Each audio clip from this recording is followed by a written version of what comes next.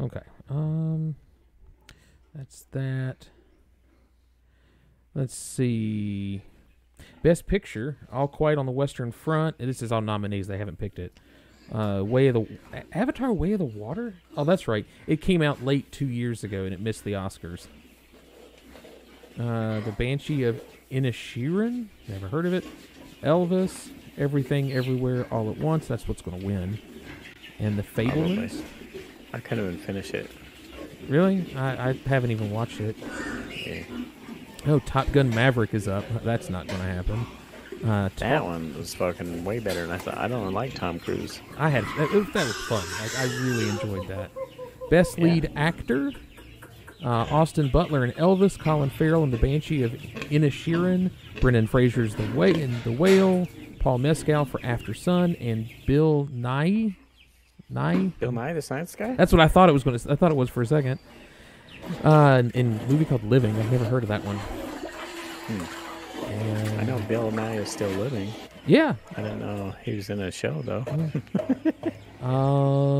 Best lead actress: Kate Blanchett for Tar, Anna de Armas in Blonde, Andrea Riseborough into Leslie, and Michelle Williams in The Fabelmans, and Michelle Yeoh in Everything Everywhere All at Once, which is going to win. Yeah, she'll get that. All Quiet on the this is best adapted screenplay. All Quiet on the Western Front, Glass Onion and Knives Out Mystery, Living, Top Gun Maverick, and Women Talking. Walking, talking. Walking Talking. Let's see.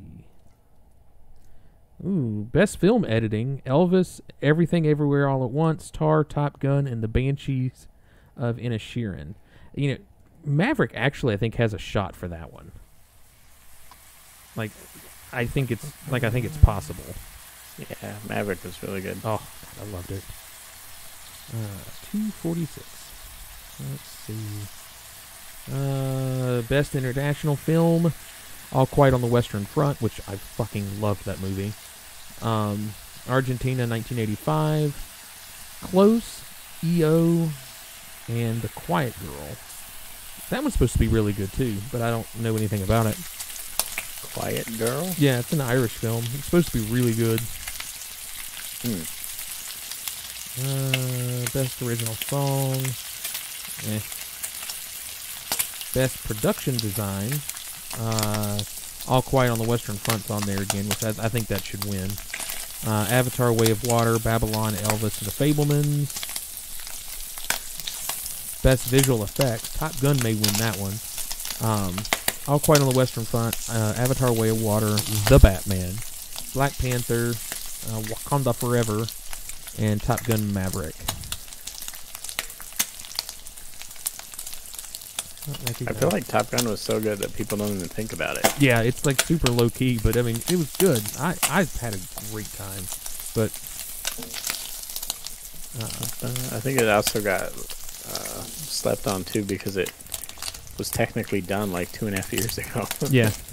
Because of COVID, they just sat on it, and then everyone kind of, it still had the hype and it still made quite a bit of money. But imagine if it came out when it was supposed to. Yeah, yeah. And COVID wasn't a thing. Where we at? 1 minute. 1 minute. Best costume design: Babylon, Black Panther, Wakanda Forever, Elvis, Everything Everywhere All at Once, and Mrs. Harris Goes to Paris. Oh, that sounds fun. Mrs. Harris Goes to Paris? And then the other two that matter is Best Original Score: All Quiet on the Western Front, Babylon, The Banshees of Inisherin, Everything Everywhere All at Once, and The Fabelmans, which is the John Williams piece, which I'm now pulling for that, because he's already like the most won. He has the most Oscars of anyone else in all of cinema history. Who? John Williams. John Williams. Okay. Yeah. I always thought that was great. That's like my favorite piece of trivia about him. 5, 4, 3, 2, 1. Transition. No, I got 10 seconds left. What? The magic of live television. Yeah. Are you recording now? No. No. Get in here, fuckface. Oh, sorry, Craig. There you are. I finally remember to turn him down so I don't like blow people's eardrums out when he comes on. I have him like at like 20%. I don't hear anything he says. I was like clenching my ears waiting for him to say now recording, and then it was like now recording. And I'm like, oh yes, I remembered to turn it down. I'm recording you. Are you in the really? corner. I'm watching you. I'm recording this shit. Is this the ASMR Pigs Pod? Take your pants off. What? Joke's on you, they're already off. Oh shit! That's like those working from home videos you see. And people forget and they gotta get up, like go get their kid or shut the door, or turn off the light, or do whatever, and they get up. And they're like not wearing anything, or they're wearing shorts, and it just doesn't match. Their top half is like a suit. Welcome to the Politically Incorrect Gaming Podcast. Welcome to Pigs Pod, episode 99. Episode 99. Episode 99. This is it. This is the last double-digit podcast we'll ever do. Recorded on March 12th, 2023. We got to start throwing this stuff in there so when we go back years from now, Remember when the hell it we happened? don't have to. Yeah, let's try and put it in the first couple minutes of the show, so it's not a fucking nightmare. Yeah, we're just planning ahead. Episode 99. I was trying to think of names for episode 99. Normally, I don't think of it ahead of time. But I was like, episode 99. Part 1. Red buffoons. Instead of 99 red balloons, it's red buffoons. 99 red buffoons. Buffoons. Yeah, I kind of like it. And then I had another one and I totally forgot it, so I might go with the red buffoons because I don't remember the other one. Oh, 99 beers on the wall, I think is I think that, or maybe pigs on the wall. I don't know. Yeah. 99 bottles of pickled pig's feet on the wall. That's way too long. Really? Oh, what a shock. Whoa. We need a shorter. Best animated film just got released. Best animated feature film went to Guillermo del Toro's Pinocchio. He did win it. Well, we knew that one was going to win. Yeah, apparently the Oscars are going right now. Yeah. Q's watching the feed. Yeah, we're the only one that matters is if Brendan Fraser won or not. That's the only reason. The only reason why I've that I had it pulled up. We know he won, but we want to see if they actually acknowledge him and admit that he won. At the Oscars. Did you ever watch the animated cartoon that was on? I think it's on Disney Plus. Turning Red, about the little girl that. Yeah, my daughter watches that probably every day. Really? I loved it. I thought it was great. So yeah, I've seen it a lot of times. Well, it was nominated for best animated feature film, so you got that going for you. Was it? Yeah, well, so you can just say your kid's got some culture, watching an Oscar-nominated film. Yeah, she's always watching that, or Encanto, or Enchanto, depending who you ask how you say that. I think I've seen that one. That one's fantastic. That's the one. Is that the one that's about the Day of the Dead? Am I wrong? What? Is that which one is it? Is that fuck? Which one is Day it? Of the Dead. Yeah, there's one of the. No, one that's of the, Coco. Is it okay? I can't remember. No, Encanto's the one where they all have powers, and then the one girl is supposed to get her powers, and then she doesn't, and then everything starts. Well, she just lives her life with no power, and then everything starts to go wrong, and it's the one where you've had to have heard. We don't talk about Bruno. No. I think I've seen it, but I don't think that's one of the ones that's like regularly played here. Oh yeah, that's the other one. It's either Red Panda or that one. Mm. Yeah, that's where we don't talk about Bruno exactly. Yeah, so that's where we're at right now. Looks like the next one that's up is Best Picture, which is All Quiet on the Western Front, Avatar: Way of the Water, Banshees of Inisherin, I guess I pronounced that right, and Elvis. It's Elvis. So how you been? Maybe we'll have to talk about that. I don't know. We never know what we're going to talk about. Yeah, we can do that, and I got a confession to give to you, but we can do that later. Oh, Father, I have sinned. Yeah, and well, I won't say Father, I have sinned, but in the Church of Oreo, I'll be called a sinner. I've heard so many jokes about the father I have sinned, and he says, "Say it slower, my child." That sounds about right. So Yeah, how are your interviews going? So Are you done with yours? no, I need to reach out to Justin this week and pick a day. I was supposed to have done it. I was supposed to have done it last week, but Don't pick a night that he's going to be drinking. Well, actually, no. Do pick a night that he's going to be drinking.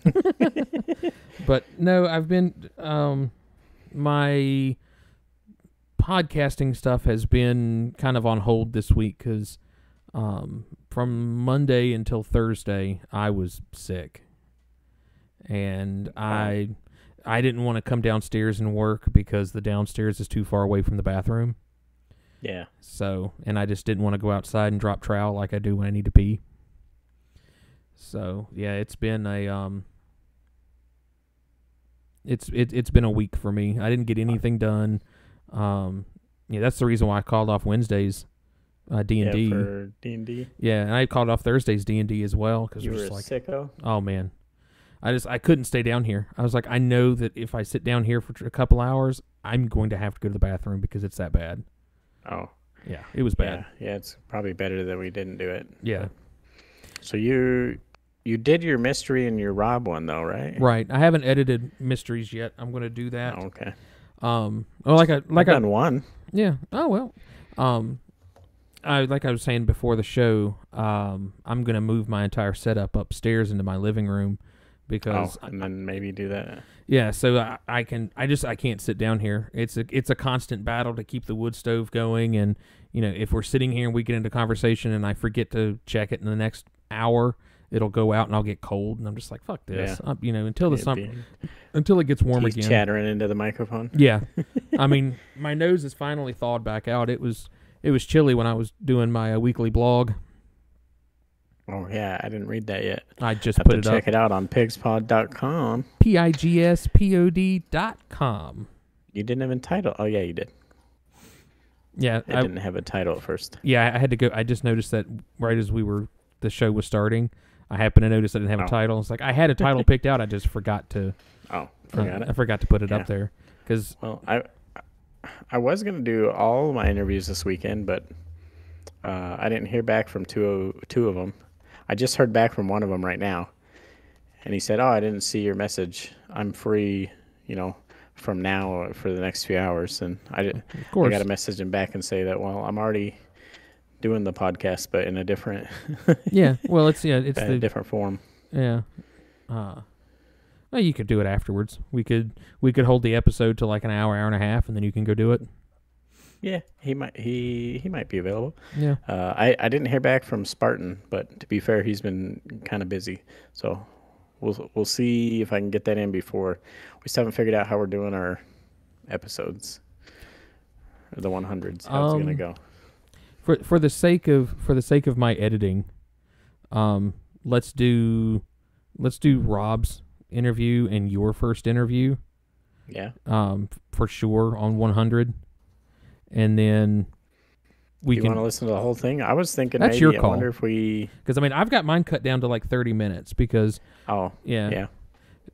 I was wondering if we take like maybe 10 minutes from each one, and that's try and find like the best 10 minutes and go. All right, here's like a sample, and then if you want to go listen to the whole thing, then we'll release each one their whole thing as an episode, and give like a little sample. And so you only have to listen to 10 minutes. And if you're like, yeah, I'm not interested in this person, which, it might happen with some people, Rob, but the Rob interview was good. I'm just joking, Rob. I mean, I could pull out, I only have like 3 questions that I asked them that are like pertinent to things. So, I mean, I could just pull those out, which is probably 10 minutes. Yeah. The funny thing, I did, my buddy Matt, I did his interview last night, and it's funny we call it an interview. We basically did an episode of this podcast. Like, it worked out how like the regular episodes of podcasts our Pigs Pod work.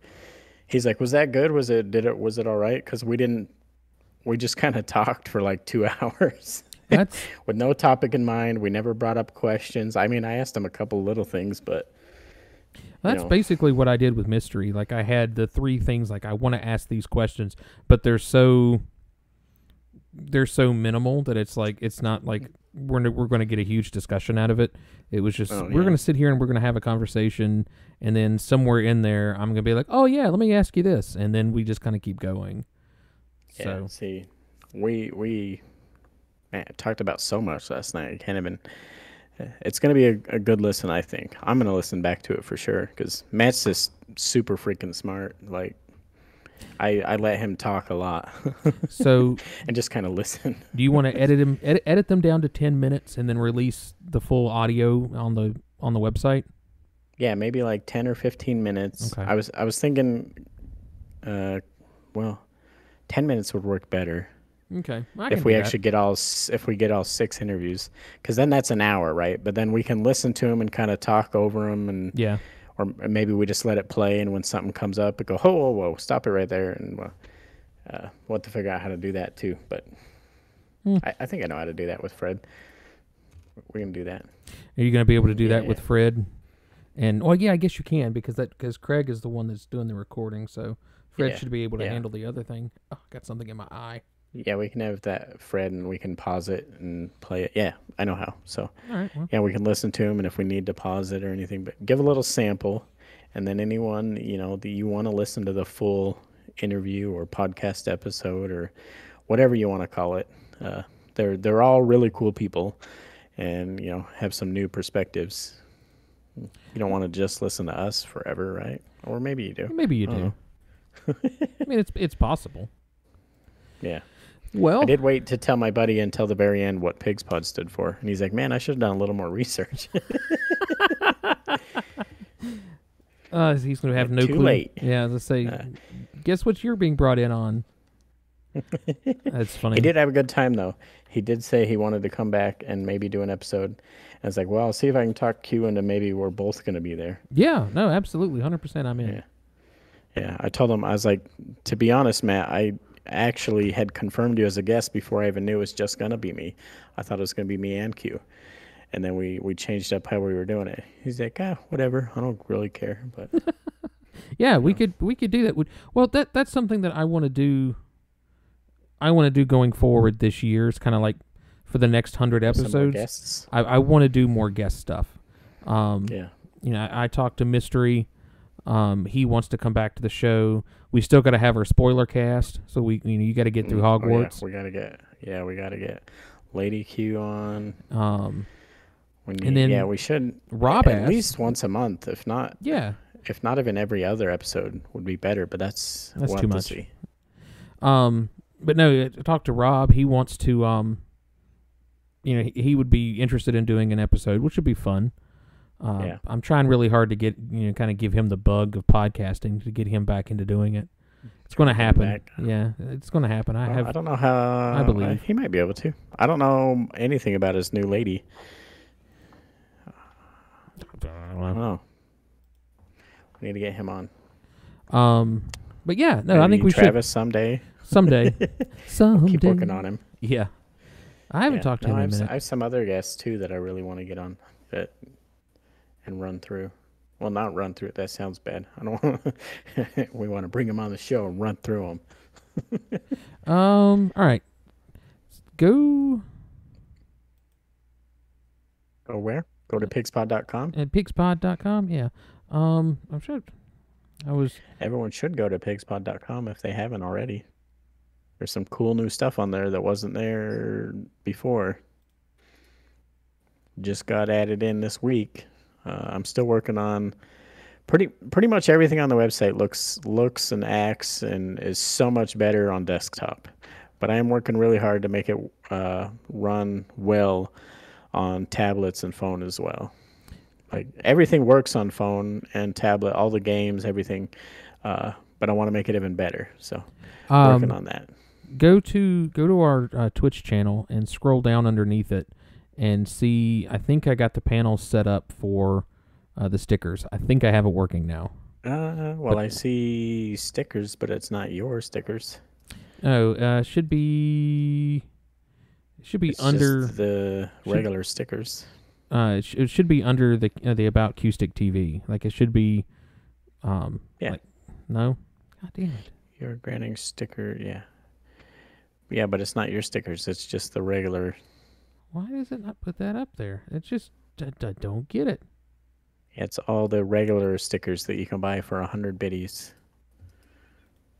I thought I had it all working. I thought I had it working because it's showing up the way it's supposed to on my channel, but it's just select a Pop out sticker. extension. Does that change anything? Oh, okay. If you click pop out extension, then they show up. Yeah, there you go. Buy bits. Oh, I don't have any Oh. bits. Oh well. I have to get some bits. Yeah, because I think it's like 10 cents. Oh, now they show up. Okay, so for whatever reason, if it doesn't show up, if you click the little thing that says pop out extension, then they show up. And then when I close the pop out extension, now they also show up on the board underneath. Good. There we go. That's what I was trying to accomplish. I don't know why they weren't showing up. I was like, I thought I had it. Yeah, I refreshed and everything. I don't know. Whatever. Well, Technology. good. That makes me feel better. I can close this off now. Look at all these recents. Ladybug Luck. Yeah, I thought that was someone else. We've had some new people showing up. We got new people in. They're in the chat room. They don't seem to be wanting to. They don't want to talk and see how they're doing, which is fine.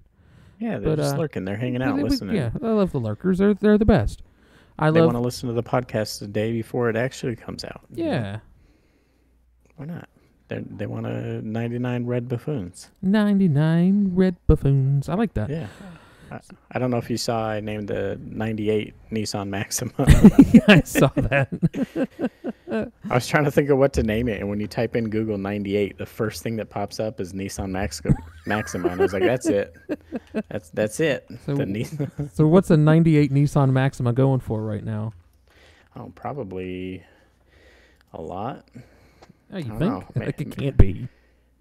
Although car prices are starting to stabilize again. Yeah, I say a lot. I mean more than what you would think. I don't mean a lot like break your wallet. Let's see, Nissan Maxima, MSRP is 12,000. No, I don't think so. I was going to say Blue Book. That might have been the original MSRP. Yeah, imagine buying a whole ass car for 12 grand. And a brand new car for 12 grand. Do people still go by the Kelley Blue Book? That's what I use. Get the fuck out of here, pop-ups. Welcome to Pigs Pod Automotive Podcast. So, fair market price, you're looking between, if I can get this pop-up I'm going to say $1,800 to $2,500. 16 to 22. I was fucking close. Oh, sorry, 16 to 29. Okay, yeah, I was in there. Mid-range, fair price is $2,300. Yeah. For 98 Nissan Maxima. Maybe we need to get that crowdfunding going together. We'll get Pigspot an official Nissan Maxima. We'll paint it pink. I could just see if I would think it would be better if we had one of those free candy vans. The white vans. Paint it pink. You basically give it free bacon. Yeah, free bacon. Give it the treatment like in Dumb and Dumber where they had the dog. Oh yeah, but it's the pig. But it's a pig. That's what we need to do. And when you honk, it oinks. Oh my god, that's the best. And I like how that's becoming a thing now because you can upload like custom sounds on your Tesla. You don't have to have the regular horn. Well, I think for like $20 on Amazon, you can get a thing you hook up to your horn that just plays whatever MP3 or whatever files you put on it. I guess that would make sense. I had one. This is way back. I had a 76 Chevy C10 pickup truck, and I wanted to restore it, but I never got around to really finishing it before I had to sell it. But I hooked up one of the pre-programmed horns, and it was of course it was the general Dixie from Dukes of Hazzard. But yeah, it was good. I loved it. I love that old truck. I regret every day that I sold it. They don't make things like they used to. Trucks, electronics, movies.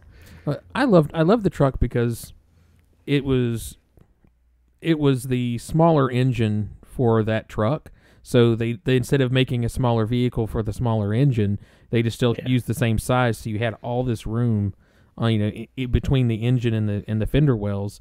I could get up inside and better gas mileage. Oh hell yeah! I could get up inside the engine bay.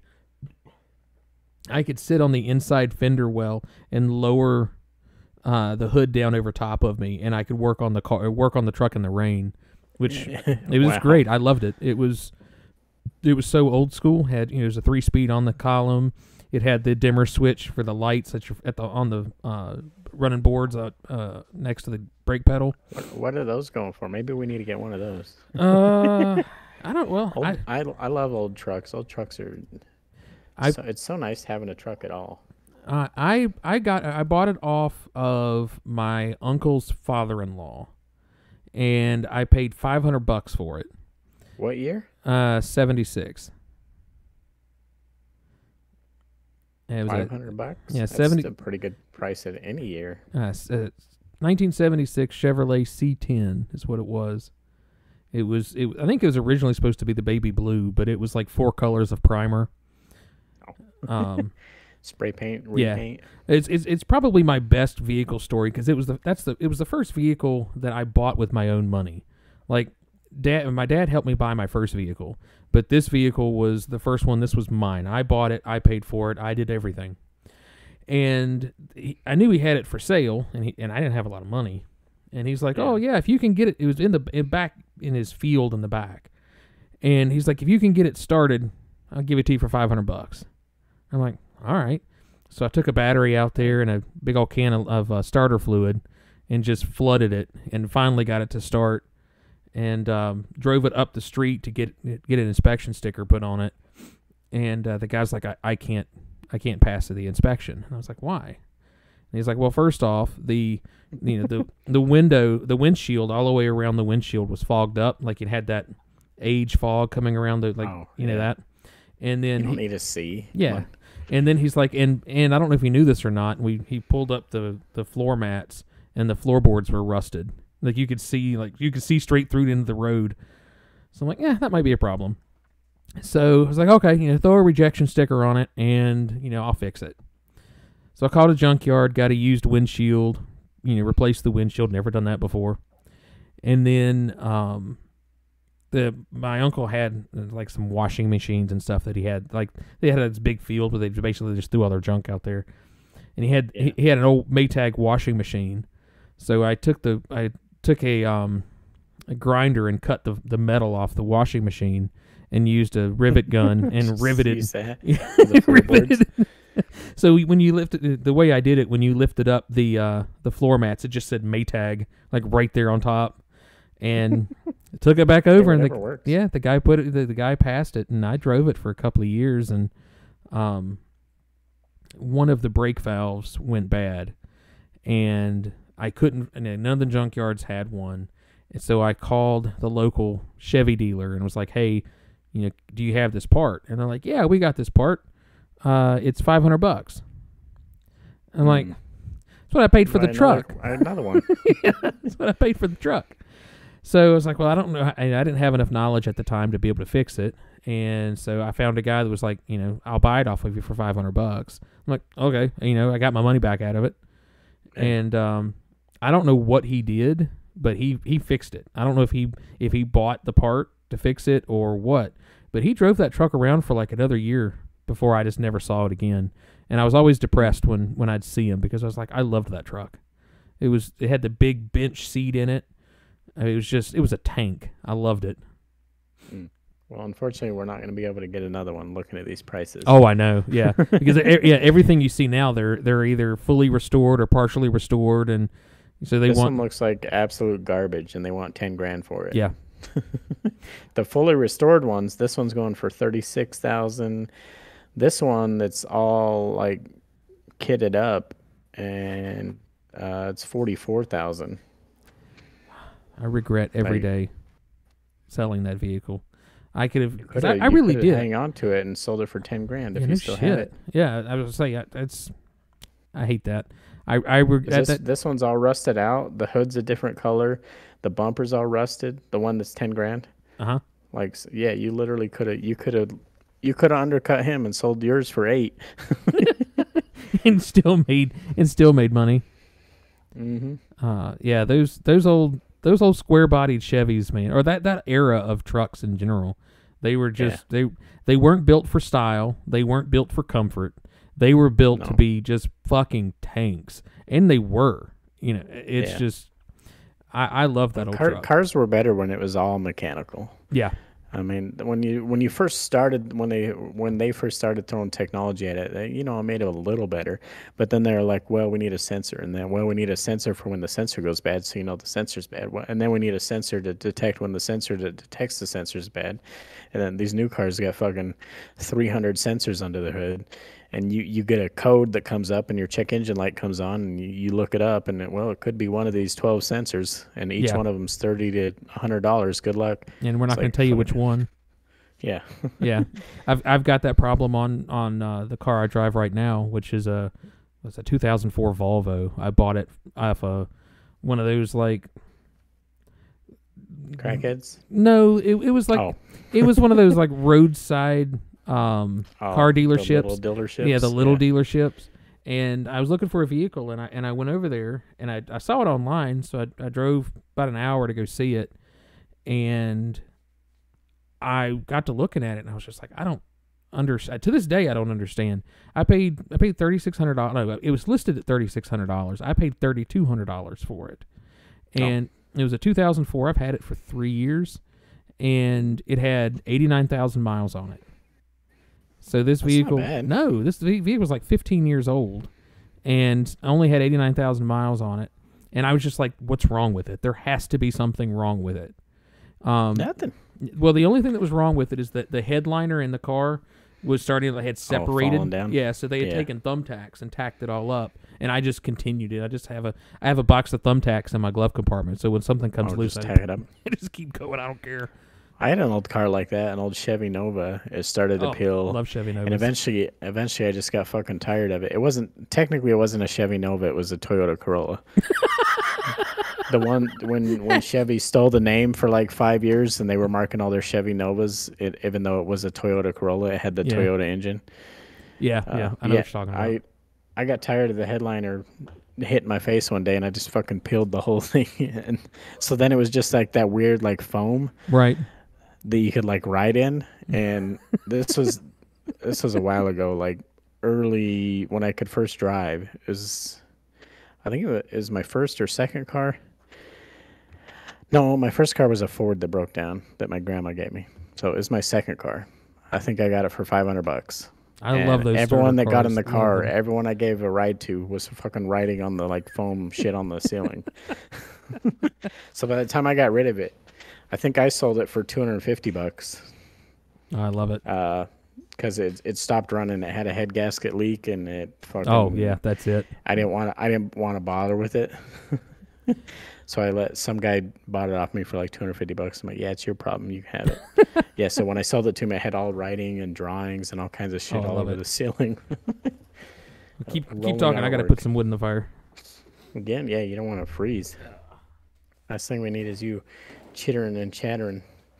I think, well, before I forget to mention, we have a new thing on pigspod.com. A little sketch pad, a community sketch pad that you guys should all check out. If you go to Pigspod and you click on the community tab, and it works on mobile, you probably have to zoom out a little bit to see everything that's on the sketch pad, but it's a little sketch pad we can all draw on. You can type on it, you can color, whatever. A fun little thing to check out. So make sure you do that. Rabble should be over there drawing pictures while listening to us. Oh yeah, but you better give us a picture on there, Rabble. But yeah, no, I'm really excited to move all my stuff upstairs. This is going to be the last podcast down here. I'm so sick of being cold down here. Well, that'll be another milestone of 100. Oh yeah, episode 100 will be upstairs. Yeah, it'll be upstairs for at least until the spring, until it starts getting warm again, which I thought we was finally going to warm up here. It's been getting warm, and all of a sudden we just had this cold snap, and it's been cold again. So it's just like, Yeah, fuck, I'm so done. I know. We were almost at like 50 degrees here, and then it snowed again, and now it's back down to like 20 degrees. It was in Stupid. it was in the 50s like all week last week, and then today or last night it dipped, and it started snowing, and then got up this morning. We had a dusting at best, but it was wet. It was on that verge where, you know, sometimes you get rain, sometimes you get snow, sometimes you get sleet, sometimes you just get all three at the same time. Yeah, that's what it's done. It did that all morning, and then it's cleared off, and it's supposed to be back up in the. Oh, you reminded me. Thank you for saying rain. I have a story to tell. But yeah, it's gonna be back up in the 40s and 50s next week, and then. At least you guys, you didn't get any more snow though, right? You just got like rain and shit. That's the only snow we've gotten this season.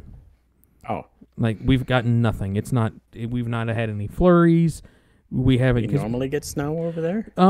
Normally sometime between January and March, like the middle of March, we'll get a pretty decent snow sometime between those 3 months.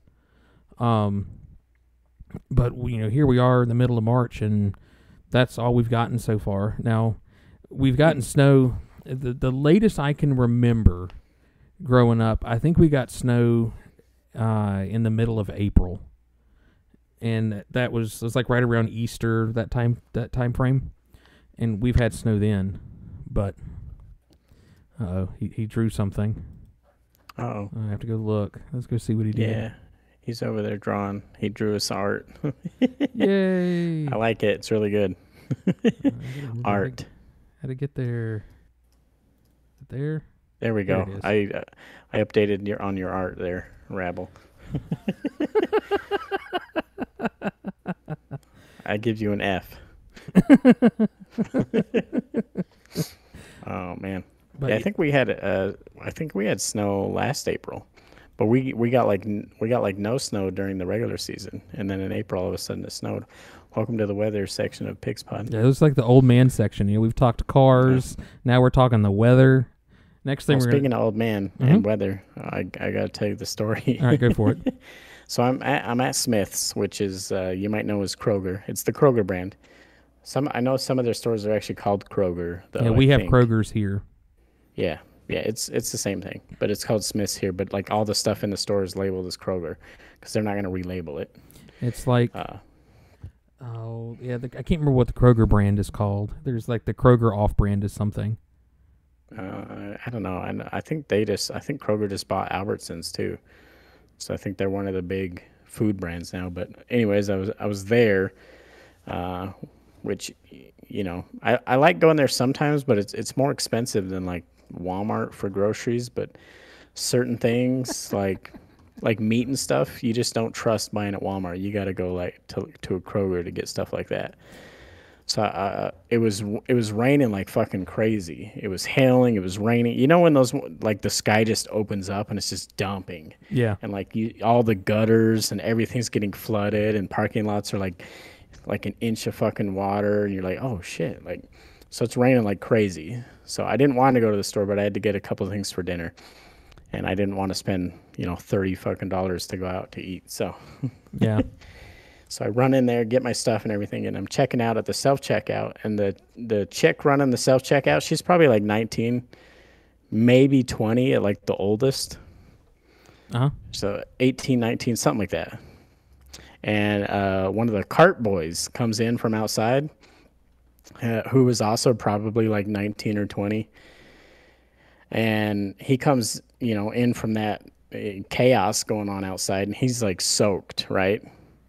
So he proceeds to like tilt his head over, and he's got that real like surfer look, right? Like he doesn't have long hair, but it's not short. It's like in between. Yeah. And it's just kind of messy. And he like starts shaking off like a dog.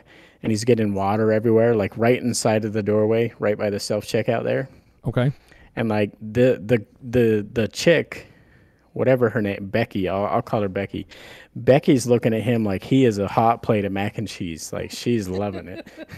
And like that's fine and all, but then the things that she said, and I told people at work on Saturday, and like all day long we were saying it to each other. It became a new saying. It's now going to be a new thing at work this week. I already know it. So she says to him, she says, "You're a beast, Brad." Okay. All right. Which is like, I was like, what the fuck? And like, I hear that as I'm walking out with my groceries. And so then the entire drive home, I'm by myself in my car, but I couldn't help myself. The entire drive home, I'm just making fun of her.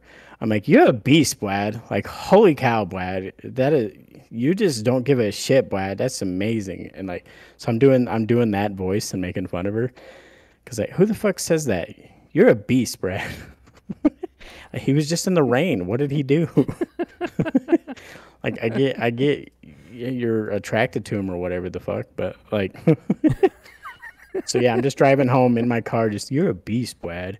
Holy cow. I love it. Wow. I am literally so impressed. Like, my pussy is so wet right now. I mean, not as wet as you because you were out in the rain, and like, wow, Brad, you're a beast." So I love it. I'm in my car saying shit like this. So yeah, I told a few people at work, and all day long we kept being like, I'm like, "Bro, you're a beast, Tim." We just kept saying that to each other.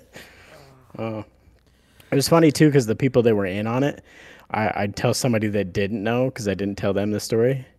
I'd be like, "Yo, Curtis, you're a beast." And he'd be like, "Oh, thanks, man." And like, Max is right there just fucking laughing his ass off. Love it. Yeah, it was, I don't know. Oh, shit.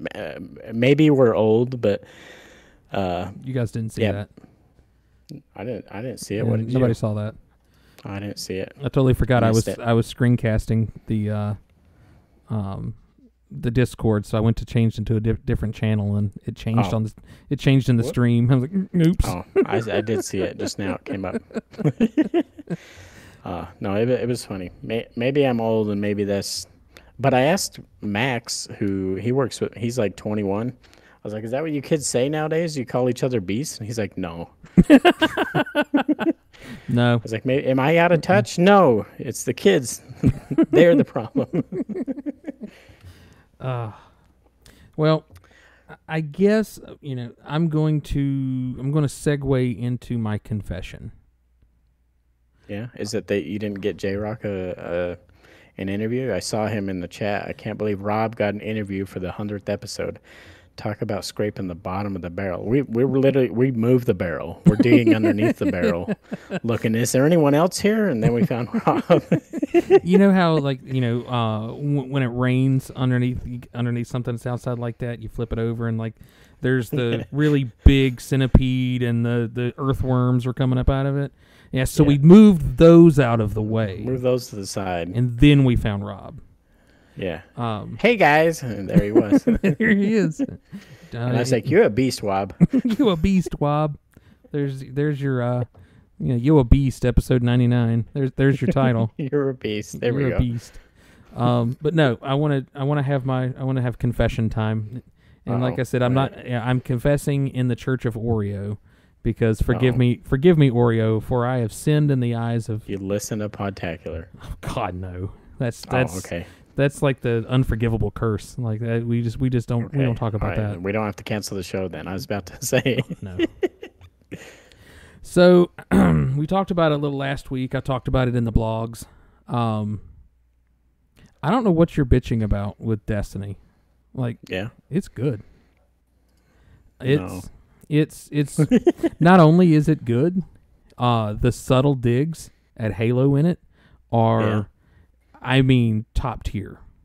Yeah, So- you were telling me, but I haven't played it, so I don't know. So don't know. they have a combat pistol. It looks just Yeah. like the combat. I mean, it's exactly what it is.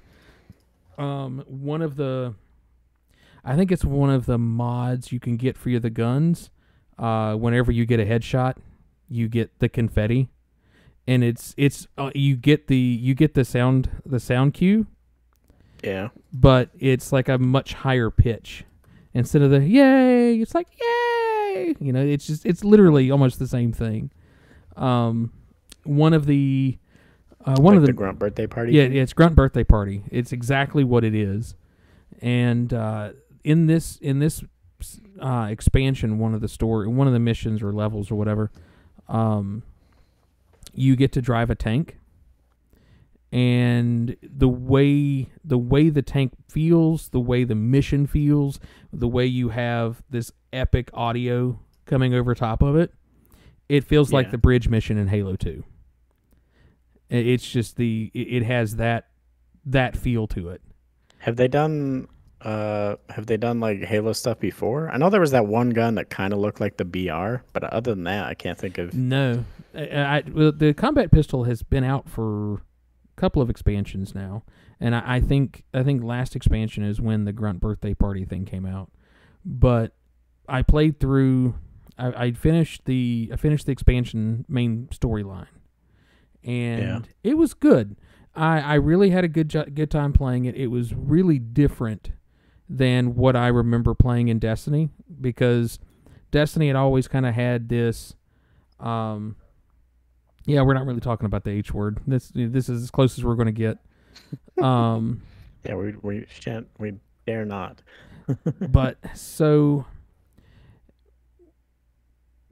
Destiny's kind of always had that feel of it is in the future, but because of like some great happening, it just feels like antiquated stuff. This one felt very futuristic. It felt like 80s futuristic with the bright neon colors and just the style of the game or of the stories really felt like it was kind of 80s themed. But it was really good. I enjoyed it. From what I've read, other reviewers and whatnot, people are like, well, it's okay, but it's not as good as previous expansions. So I'm coming into this going, okay, but this is pretty good. So if this is kind of the meh expansion so far, I need to go back and play the old ones, because I hadn't done anything. I didn't buy any of the expansions. I quit before the first expansion came out. So I didn't get those feels of whatever it was moving into. So I went back and played. I can't remember what the fuck happened to the Traveler. So I guess I haven't been playing. I don't know any of the stories. Yeah. So I just know he's gone. Well, the Traveler went out to meet a new threat. In the original story of old Destiny, you had the Darkness was supposed to kind of be its own entity. And when they retconned all the stories in the beginning, when they were releasing the original Destiny, you remember you had the Traveler, and you had the mysterious Exo that she had like no time to explain that character. I forget her name, but she was in like one mission of Vanilla Destiny. Yeah, but they've reworked her back into the story, and they've given the Darkness now kind of a backstory, because the Darkness originally was supposed to represent the Hive and that type of enemy, but they retconned it long before the first expansion with Crota came out. So they hadn't really addressed what the Darkness was, and the last couple of expansions have been kind of bringing that story back in. And the Darkness now is a different entity, I guess. I'm not sure the best way to explain it, but the Darkness, they're coming in on these huge triangular spaceships, and the Traveler left the city to go and like face the Darkness, and those ships had captured the Traveler, like the Borg or something. The Darkness. Yeah, I need to do some more educating myself on the lore, because I'm way behind on lore and whatnot. Okay. See, that's why I'm asking you. You're the lore guy. Yeah, but I'm pay attention to that stuff. I just play. Yeah, it was really good. There's the changes that they've made to the way Destiny plays was when I was finishing it, was a very pleasant surprise. I finished the main story. We know how Destiny had the soft level cap and the hard level cap. Yeah. Okay. Remember when you finished a story back in Vanilla and in D1, you finished the story, but you still weren't at the soft cap. So you had to go and like grind out strikes and grind out Crucible and go do all this extra shit to be able to be more grinding. More grinding. That shit. You finish the story and you're at the soft level cap. As soon as you finish the story, you are able to do any of the in-game content that you want to do. You could finish the story and walk into a raid, into that expansion's raid, and never miss a beat. Now or back in the day? Now. Back then you couldn't. You remember back then you had like, what are you talking about? Yeah, back then you couldn't. You still had 2 months worth of work before you could even touch it. To short answer for your question, J Rock, which is it inappropriate to ask where you guys stand on Halo lore currently? I have nothing against the lore of Halo. What do you mean lore? Do you mean the TV show that doesn't we don't talk about that. But as it refers to the games, I don't have a problem with the lore. I love the books. The Forerunner trilogy is some of my favorite books that I've ever read. But it's the games that suck. It's the decisions that they make for the games and their multiplayer decisions or lack of decisions. But coming back to Destiny, I love the fact that that's the reason why now if you can bear through it and play through the story's probably maybe Infinite? 4 or 5 hours. I didn't even finish the campaign. I think this is the first Halo campaign I haven't finished. I went back to Destiny. Oh, okay. Yeah. No, back to... You're right. Sorry, we don't talk about the H word. No. We do need to talk about I tried to play Destiny. Well, that's where we're at. That's what I was saying is if you can slog through the story, by the time you finish the story, you're at the light cap to be able to compete in the in-game stuff. That's all you have to do is just do the story. You don't have to grind out... you don't have to grind anything out. I mean, you can if you want. You can go into Crucible and grind out, the lower tiers in Crucible and get up to the light level pretty quickly because they changed the way the leveling system works, and I love it. Previously, you got drops based on your current light level. Yeah. But the way it works now is you get drops based on your light level, but it counts the light level of items that are in your inventory. So even if you're only at 1600 or whatever. Yeah, say you're at stuff that's. Yes, say you're at 1600, but you've got a 1625 armor piece. You'll get 1626, 1627 drops, even though you're wearing 1600. You'll keep going up. Depending. Yeah. I thought that was very pleasant. They took a step in the right direction. It is. They've also set up an ornament system where you got to grind a little bit to do it if you want to. But you don't have to do it. You can take your armor that you're wearing. Say you find a helmet or a chest piece or something that you just this is it. I love this item for my character.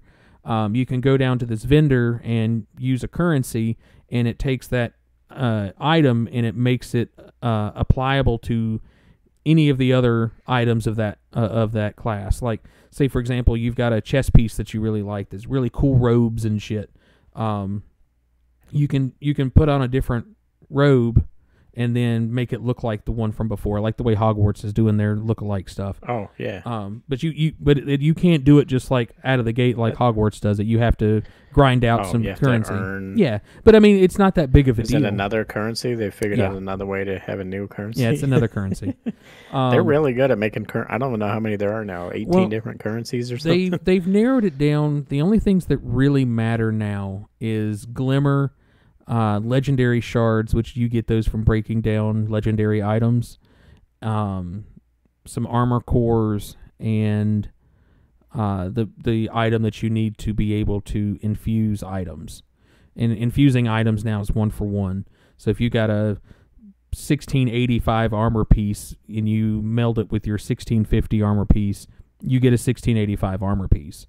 It's not like it would take some weird algorithm or mathematical equation to give you some type of average of what it was supposed to be like it was in the old days.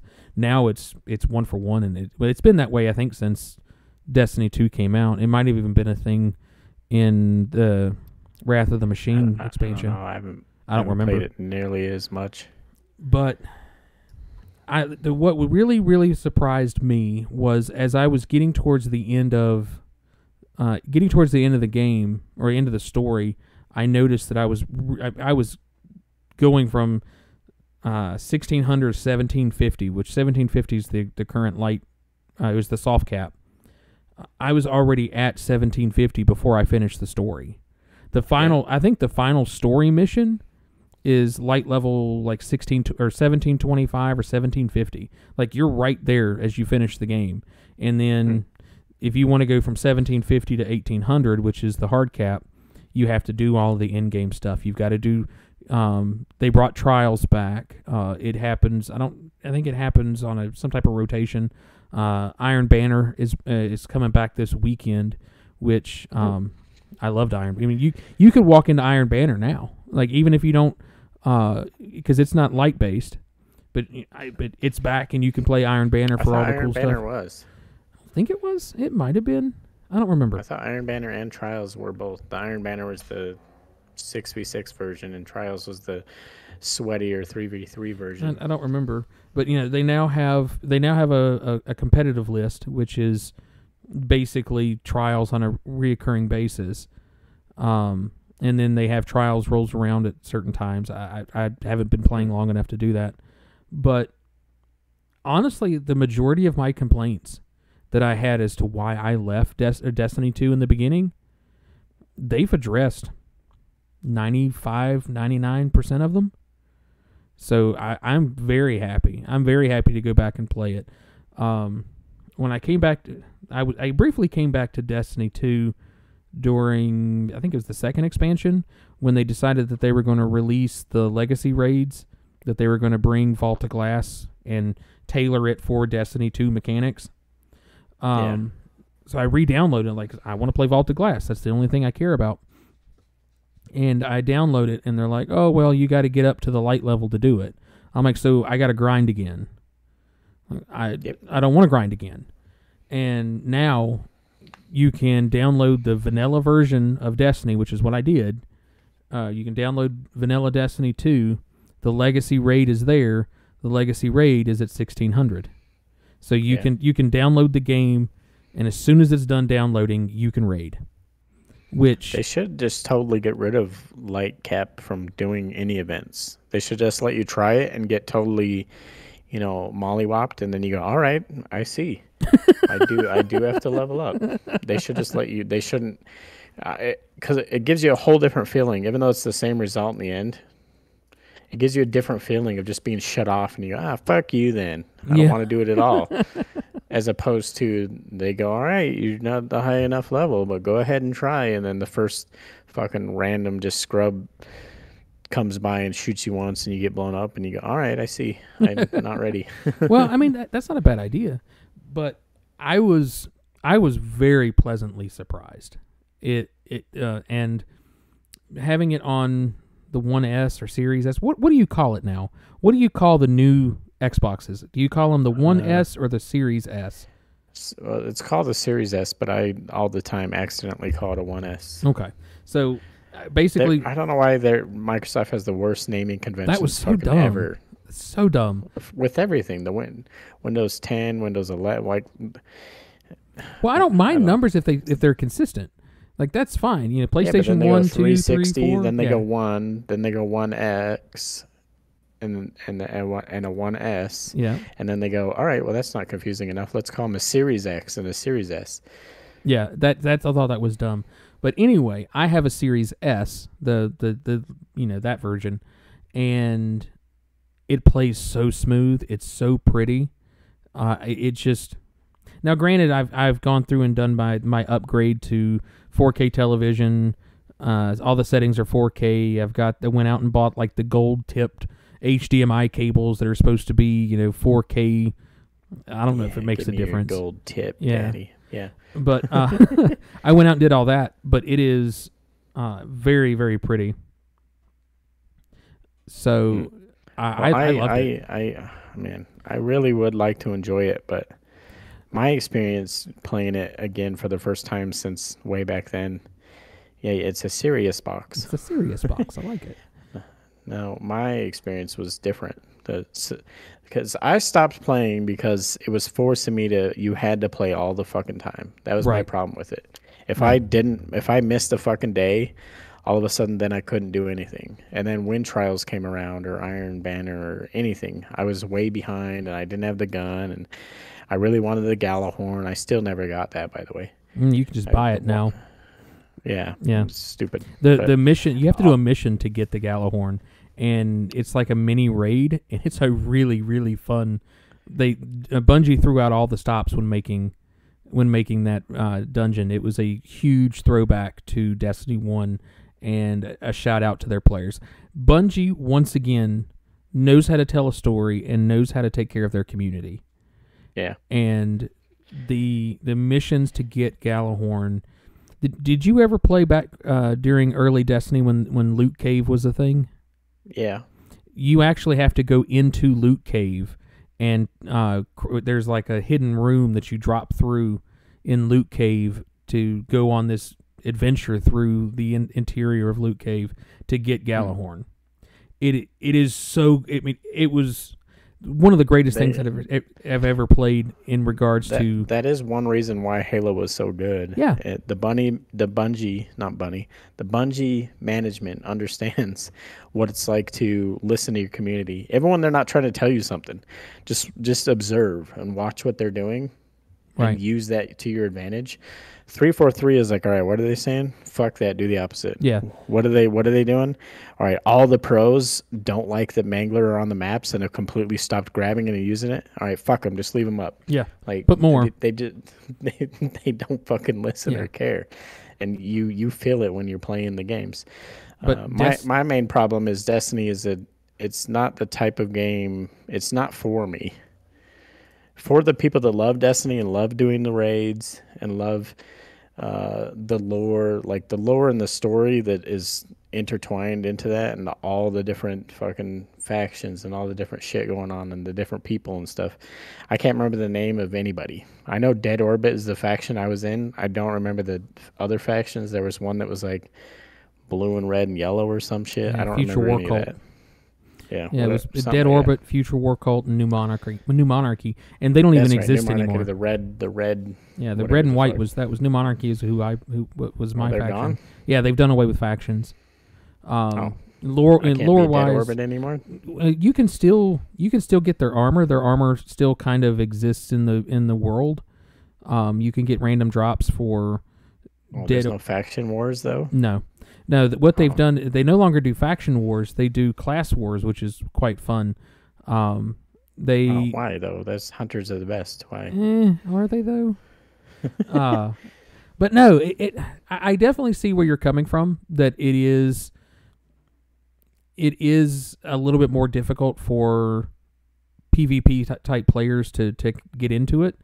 But I think that this iteration... It's not a PvP game, honestly. It's not even it's a first-person MMO.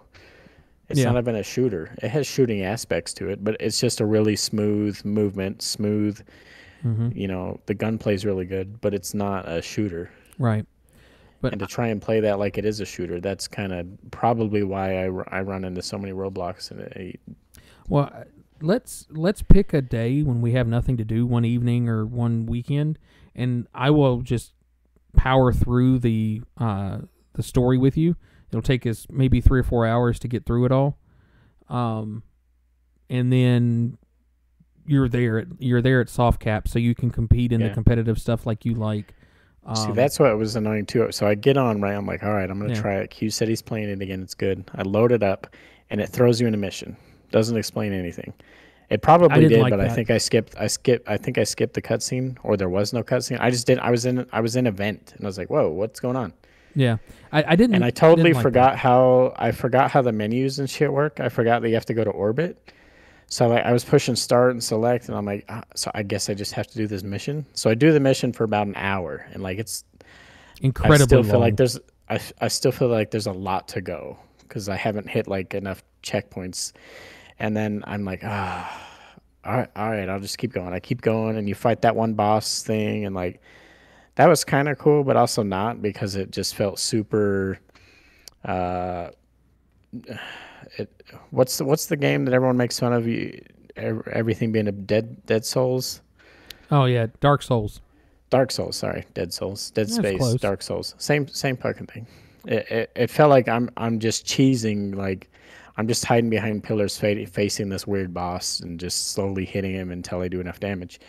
Like so, then I do all that, and then around that time I remember, oh yeah, you gotta pause and then you push Y to go to orbit. And then I was so far into it at this point, I'm like, oh no, I don't want to go to orbit, and then I have to do a bunch of shit again. You know, it saves your progress. Oh, well, see, I didn't know. I didn't either. They don't do a good job of explaining to new players that don't know about those little banners you place down or whatever. Yeah. That are like a checkpoint. Yeah, I figured that out after the third or fourth one. I'm like, I think that's a checkpoint. I don't fucking know because they don't tell you. They assume if you're playing it now, you must be playing it the whole time. I haven't played since the last light level that I played at. I was like 286 or something. Mm-hmm. That's how long it's been since I've played. Right. Yeah, where fucking base is 1600 now. So it's a whole new game. It is. It's completely different. They reworked the way the guns work. They reworked the way light and armor and leveling and everything is. It's like a brand new game. But yeah, I do have some issues. I have new issues with the way the game works. Your complaint of the mission right out of the gate, I completely agree with. The missions are really long. Like each mission is like 40 minutes. Now, granted, there's. If I want to do that, I'd do the fucking raid or something. Yeah. That's what I expect to do with long missions. I want fucking 15, 20 minutes. Like. Well, it's not a shooter game though. It's a fucking story based. It's story driven. But once you get through that and you're at light and you can do everything that you want to do, man, the gunplay. I mean, I had old guns. At going in and doing Crucible and using guns that I had. They were PvP guns that I had from the old iterations, but they were still competitive. And I was like, holy shit. It's still good. It still feels right. Yeah. So I was still using my Requiem sidearm, which is that blue sidearm that was really fucking good for PvP. Yeah. I was using that for the mission, the part of the mission I did until I stopped playing it. Well, I really would implore you to power through the campaign. Because that's all you have to do. You don't have to spend 5 hours grinding strikes and then doing nightfalls and all that shit to get to where you want to be. You just have to finish the campaign and you're there. Yeah. You don't get the new subclass out of the gate like previous expansions. Yeah, see, I thought you did, but I didn't do it because I got to the part of the story where they give it to you.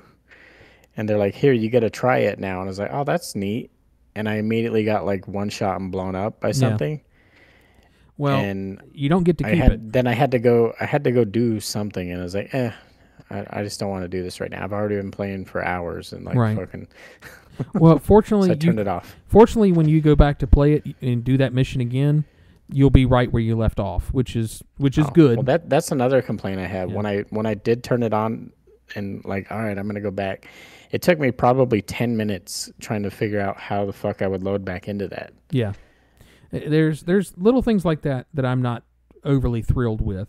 But with Destiny... It's just not well explained to play it. If you play it all the time, you know that shit. You know where everything is.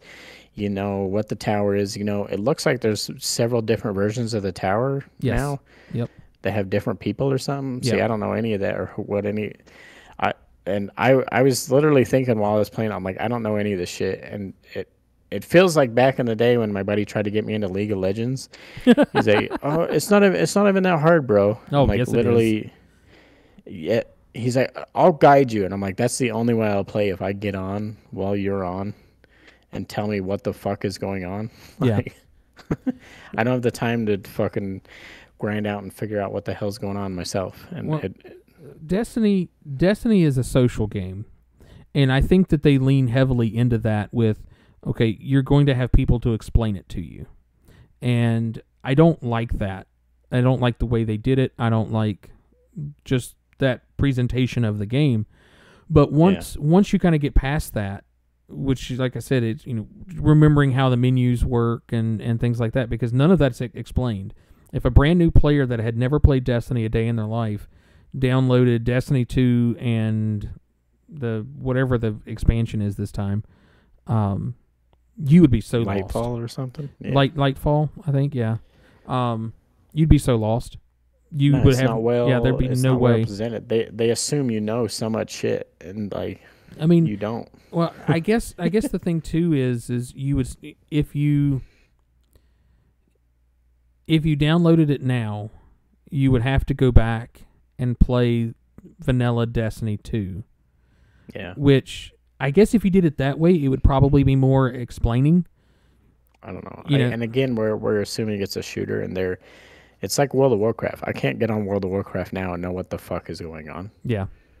I went through that with Neverwinter, and I'm still struggling with it. I have to Google stuff and yeah, like you said, it's a social game. They're assuming that you have a guide or you have someone that's been playing. Right. But like I said, power through the campaign. It's not long. The subclass is pretty cool. I like the subclass. You're basically Spider-Man. The downside of it is when you get to use the subclass in the campaign, you're like, oh man, you can swing and shoot and look at all the stuff you can do. In actuality, when you get the subclass, those have a incredibly long recharge time when you use the abilities. So you don't get to do that? Yeah, so it's not. But it's and you have to buy the expansion to even get it. Yeah, which that's not uncommon. I mean, you can play through the whole expansion with the the older subclasses, which is what I did, because this now makes the 4th subclass, and I only had the first 2. The solar. I don't know if you'll be able to. I don't know if you'll be able.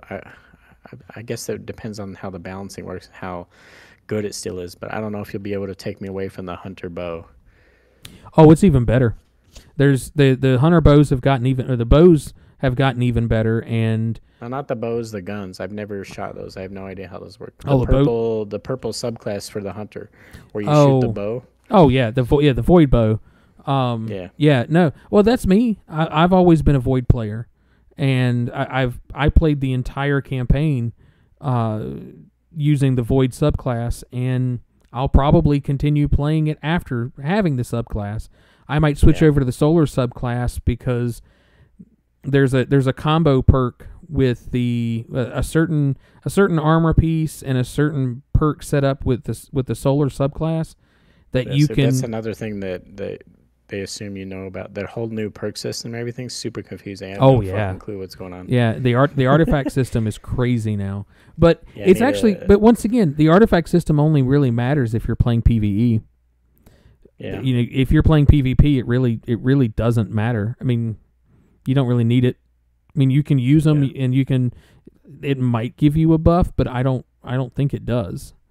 Yeah. So the one thing that does kind of suck, even though it does make sense when you think about it, I went to go play PvP, and I was looking through, and I'm like, I don't want to play 6v6. I definitely don't want to play FFA.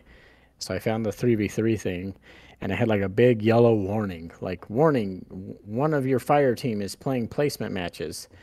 And like, plain English, I know what that means, but at the time, it like confused me. I was like, wait, what are you saying? What are you saying? Yeah, it made it sound like.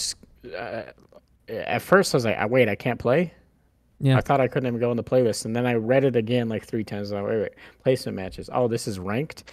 And then I looked and like hidden, like it's not super obvious that that's ranked. I'm like, oh, that's ranked. Placement match. You're using English, and I'm just not hearing what you're saying.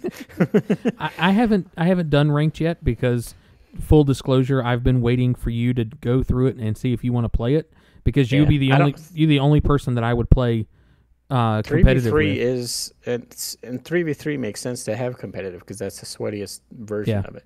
And 6v6, I love it. It's so much easier to, if you're having a bad game, to not have a bad game, Well, yeah, it's much more forgiving.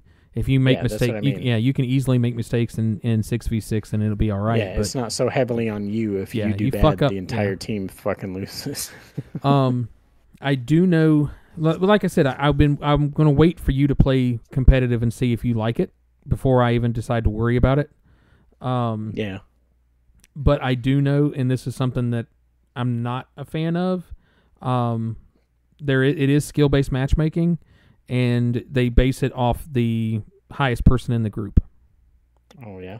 So I've heard online, like just on Twitter, I see people talk and complain all the time about how fucking bad and awful the matchmaking is in Destiny.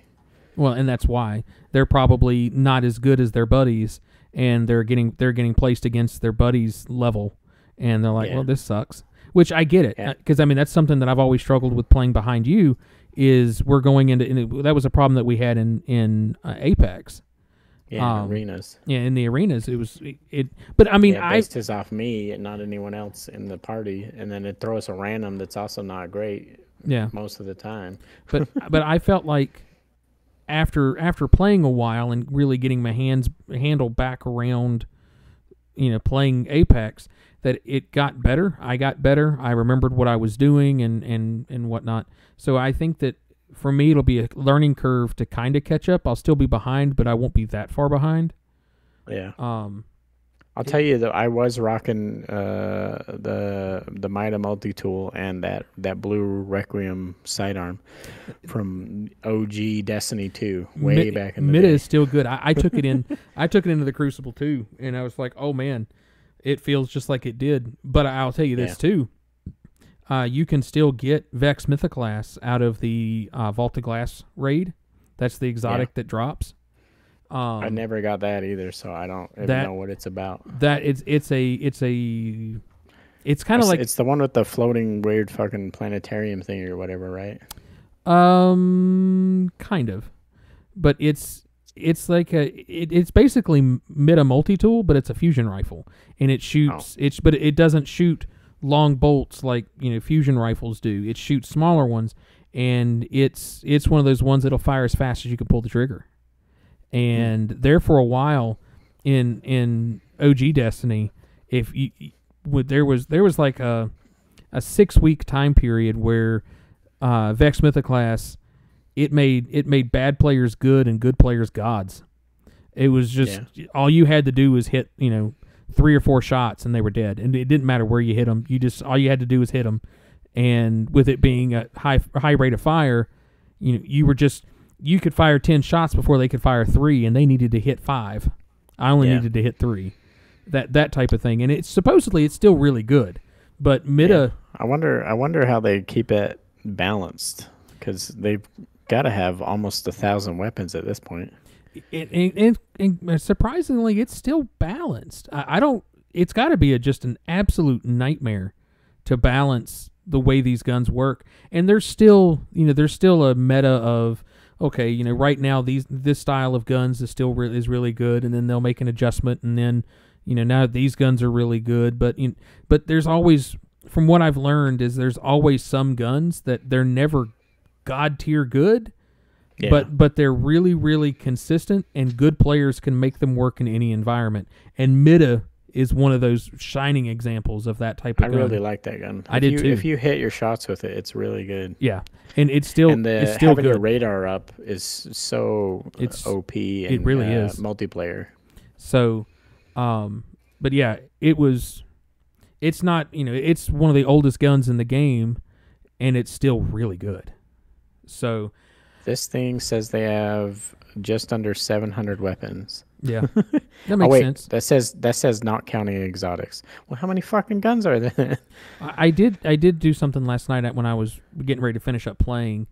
A lot of your older guns that you'll have in your vault, you won't be able to level them up past the 1600. Like they call them sunset guns. That you can use them, and you can use them in Crucible. Because light level doesn't matter, but you're not going to be able to use it in game content and stuff like that. So, and there's a little symbol on them, and if you have these guns, I'll show you what to do with them. But I took all of those guns and just deleted them. I was like, I don't need them. I've got like 500 items in my vault, and I deleted probably 350 items. That was armor and guns that and it was also some like. old exotics that had perks that aren't perks anymore. The exotics still exist, but the perks have changed. So that version of that exotic is gone. So you can get rid of that, but you can go over to the little kiosk and pay whatever currency they need, and you can pull the newer version of that exotic out of the storage system that gives you the ability to level it, and it has the new updated perks in it. So you're not really out anything. You still unlock the exotic. You can still use it. But the infusion system, the infusion system's really good. One of the things. I don't know what that means. I know you have one gun eat another gun or something. Yeah, it's basically you take the power of one gun to put it in another to level it up. It takes a special currency to do that. Yeah, they love their currencies. And I was hoarding it early on because I know, like, okay, I'm going to go from 16 to 1750. You know, I don't really want to use an item to go from 1610 to 1611. I want to wait until I have like a 1625 and then infuse them so I can keep going. Because like I said, you can keep that higher level light item in your inventory and still get drops at that light, so you can keep moving up. I did that in the beginning because I didn't have that many of that currency to be able to do it.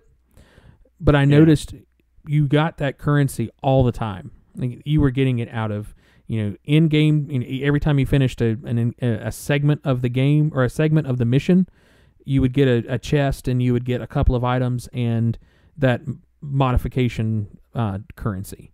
And you get them and you get like 3 at a time. So you could constantly be upgrade. You could go 1610, 1615, 1620 and work your way up to 1750 doing that and still have plenty of currency to be able to do it.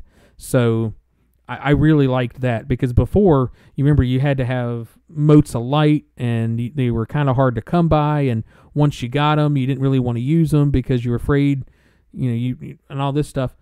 But now it's just they've taken the Bungie listened to their community. And I don't know how to process that. Imagine doing that. Yeah, it's so weird, because I'm sitting there like, wait a minute, I used to bitch about this. Because I went into this game going, I need to bitch about this game because that's what we do with these games. And then I started playing it, and it's like, oh, I can't bitch about that. They fixed it.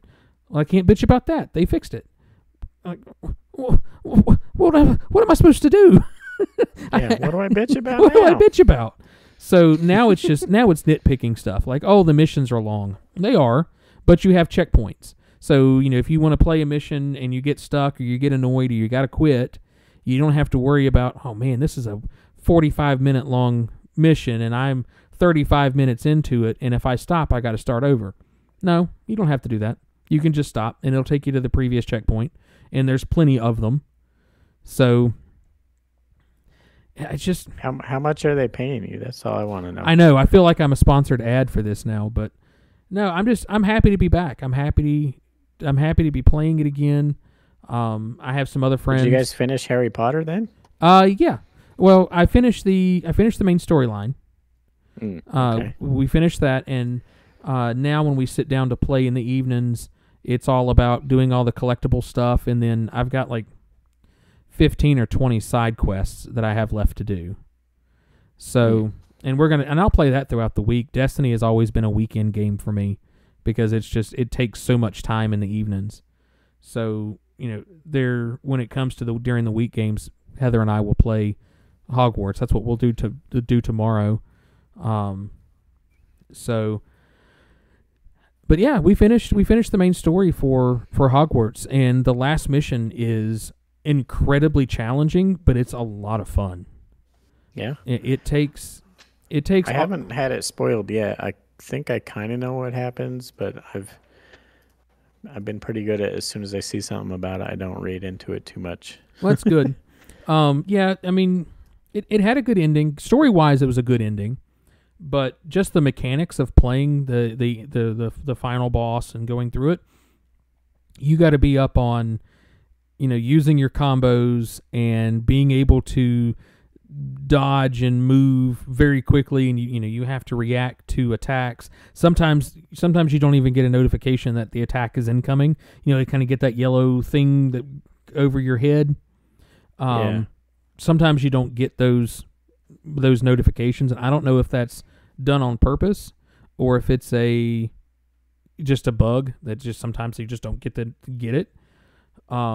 But you just got to be really up on your timings and know, okay, he's going to shoot his weapon at this time, and I've got to dodge it or whatever.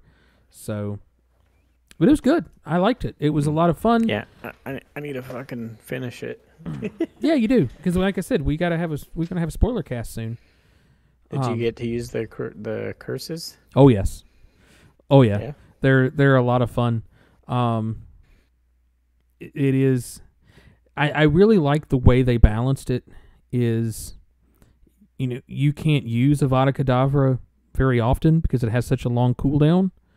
Yeah. But there's some combos that if you use another, you have to go through the talent tree that they've got, and you go over to where the unforgivable curses part of the talent tree is. The dark arts, I think, is what they called it. And you go into that one, and there's a couple of traits that you take that's like when you use Confringo and Expelliarmus, it marks an enemy as cursed, and that curse lasts a decent amount of time. And there's another one that's like, okay, if you attack a cursed enemy, it does damage to all of the enemies around it that's cursed. So if you curse like 3 enemies and then Avada Kedavra 1, it kills the other 2 as well. So even though you've got like a 2-minute cooldown on the spell, you can still technically use it a lot at one time. If you get good at your combos and cursing everyone. Right. So that's why I said, you need to. Did you figure out how to do the romance option with Professor Garlic? No. Kept trying. It just doesn't. I saw work. There's mods on PC now where people have her wearing like almost nothing. Yeah, she's in bikinis now, and and I know that they based that every character that they do now in CG, they base it off a real person, and they put the little dots and stuff on their head to get all the emotes and emotions and everything done right. Yeah. I wonder if I don't know who the voice actress is or the model for that character. Wonder how that character, if they did use a real person to be the model, wonder how she feels, getting to look like all these hacks where she's half naked and stuff like that. And I watched a video where a guy was using a 3D rendering program and running it over top of the Hogwarts game on PC. So he could take a 3D render because he was like walk around her in a circle, and was taking to get that 3D render basically. Yeah, and I was just like, man, the shit it's unreal. It's unreal. And I'll tell you this, in my honest opinion, going forward, I think that Hogwarts Legacy is going to be real similar to Red Dead Redemption and GTA 5, where people are going to be playing this game for mods will keep it alive. Well, no, not just that, but yeah, mods will definitely keep it alive. But I think that people are going to be playing this game 5 or 6 years from now, and they're still going to be finding secrets. There's going to be hidden things that hidden Easter eggs or hidden whatevers that that are so well hidden that we haven't found them yet. I guarantee there's still more stuff to be found in the game, whether it be an item or they did really pay attention to details. Yeah. They did a really good job. I did see a video where I don't remember how he said he did it, and it was literally a bug that caused it. Yeah. But somehow Sebastian got cursed, and it got one of the curse markers on him. So when the guy did Avada Kedavra, it ended up killing Sebastian, which is not supposed to happen. Oh. Well, did he come back? No, he dropped an item. Oh. And what? Yeah, he drops an item, and when you pick it up, it goes into your inventory, and it doesn't say what it is. It's just like an empty box, but when you hover over it, the item. Is it supposed to happen? Yeah, that was to say is when you pick the item up and you hover over it in your inventory, the item name is just exclamation point placeholder. That's all it says. So I'm just curious. I wonder if that is a thing. Yeah, they'll reveal later. I don't know. I thought they said they had no plans for DLC or do anything else. That's my question. Is that something that they have planned for the future? Take that to his sister and a fixers or something. Yeah. Is that something that they planned for the future, or was that something in a past build that they were like, oh yes, Sebastian will, you can kill him or dies or whatever if he dies in combat. He drops this item, and we just haven't come up with that yet. We've got the story that explain why how he dies or why he dies. This is not a spoiler because it isn't true. But I think in an original build or an older build, he did die or could die or whatever, and he drops this item. And that was like the weirdest thing I've seen so far. Because granted, we've seen some crazy shit that are in mods and stuff like that, but actual vanilla gameplay, there's something happening that's a bug or a glitch, kind of revealing maybe a direction that they're going to go with the game. Maybe we are going to get some type of DLC. Or you just broke it and found something you're not supposed to. Or you just get which I think that was also a thing too. But they're finding bugs and glitches. There's one particular place on the map that you can crouch and then jump and you fall through the map, and you can complete like a bunch of side quests by being under the map. Like you can still trigger the interactions with the other the other NPCs. You can trigger. You did this, or you seen it? I've seen it. Oh, okay. But no, I don't play games. I don't play games for glitches and bugs and stuff like that. But you can glitch under the map and do all this, and the enemies won't even know that you're there. So you can complete the missions and not have to worry about fighting enemies and stuff like that. It was quite interesting, but the game has its bugs. And you know what's really interesting though? What's that? It's a nice little bow wraps our whole conversation. It's so funny. I looked up who the voice actor is for her. For Professor Garlic. It's the same actress that played the Exo Stranger from Destiny. No way. Yeah, Moira Quirk. Really? But yeah, she played the Exo Stranger that we were literally just talking about, and then talking about Professor Garlic. Is she hot? She also played her. No. Wow, that was really quick. I didn't mean to be rude, but Professor Garlic. She looks like a standard, what's that movie?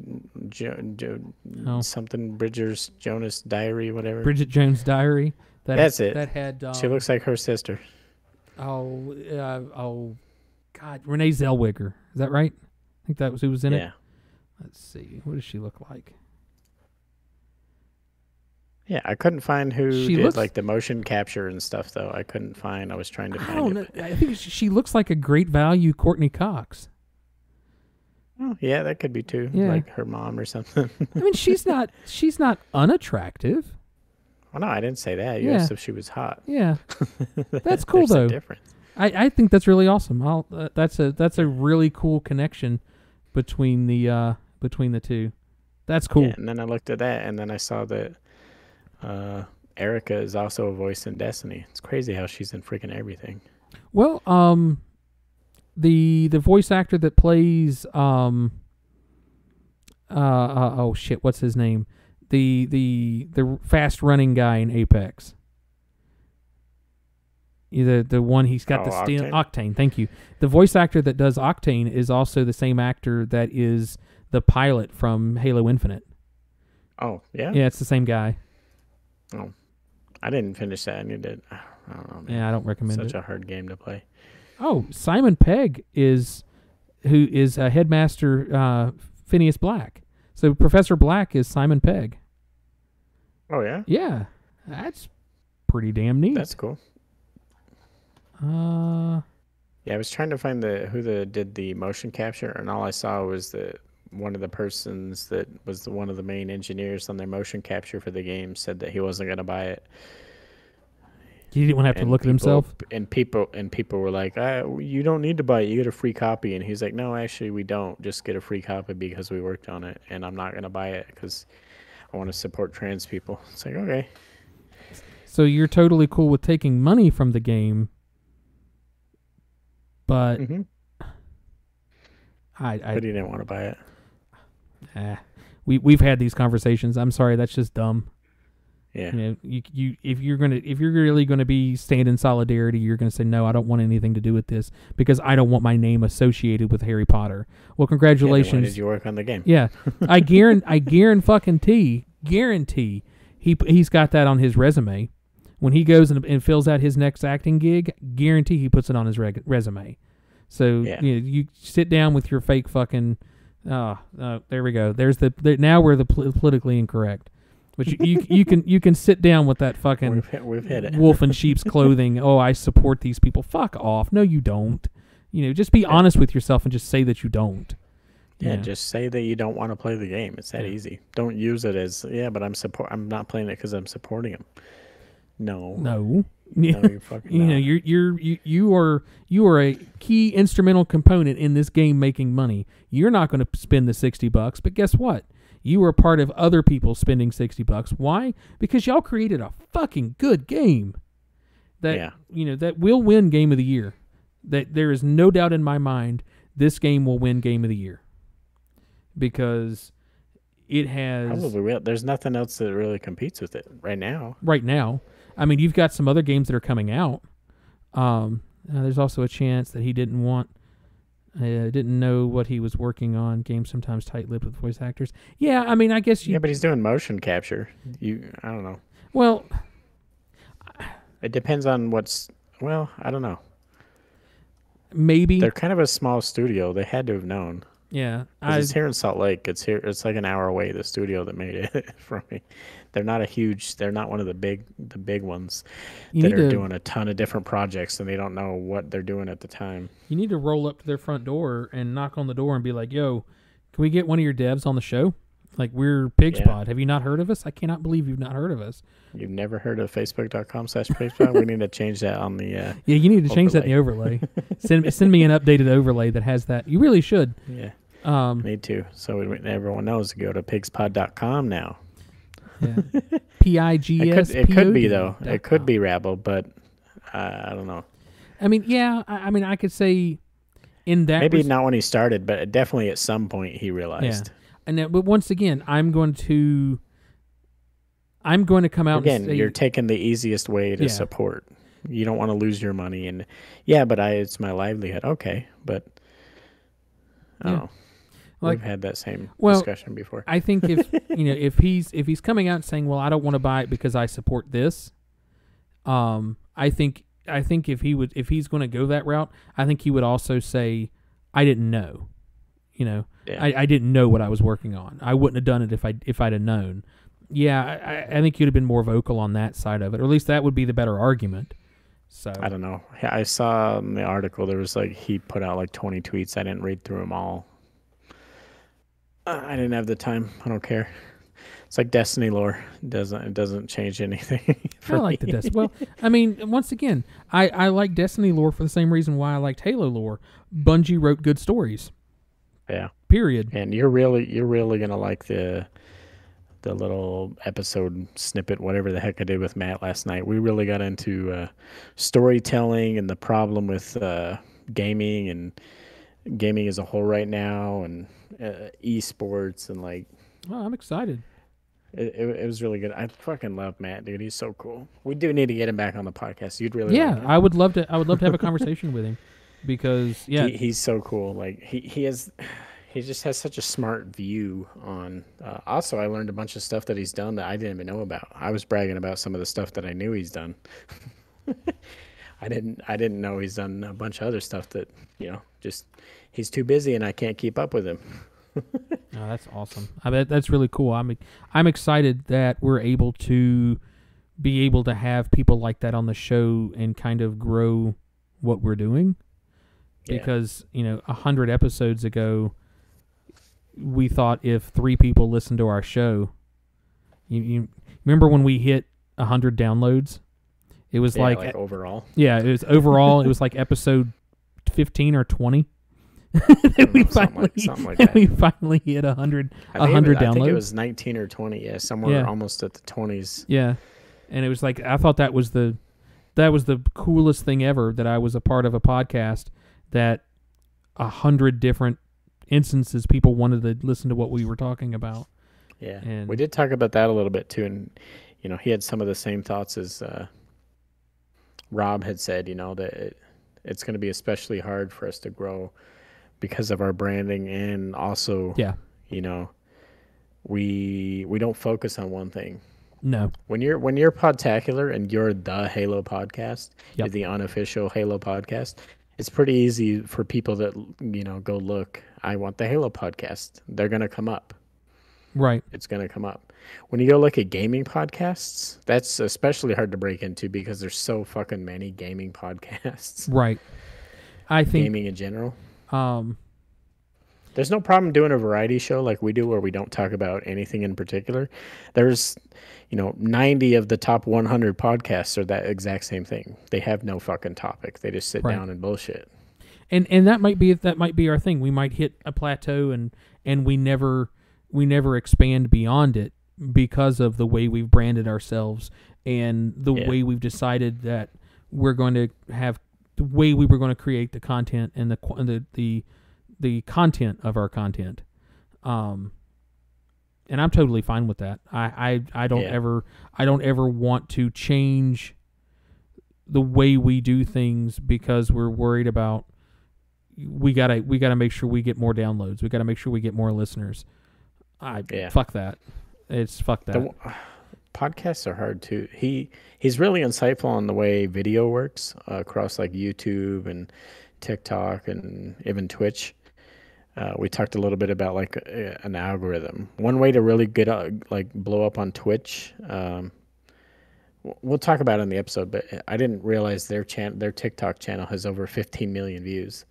Right. I was like, holy shit, that's fucking insane. I knew you guys had a lot, but he's like, yeah, I got advice from a guy a long time ago that, being consistent is one thing, but really just getting up enough content that the TikTok algorithm knows what the fuck you are and how to get you to the correct audience. Yeah. He's like, you're going to hit a point where you have enough data that the algorithm goes, okay, I know what you are. I'm going to get you to your audience. And then you'll have a video. You'll have that first viral video that'll get to that audience.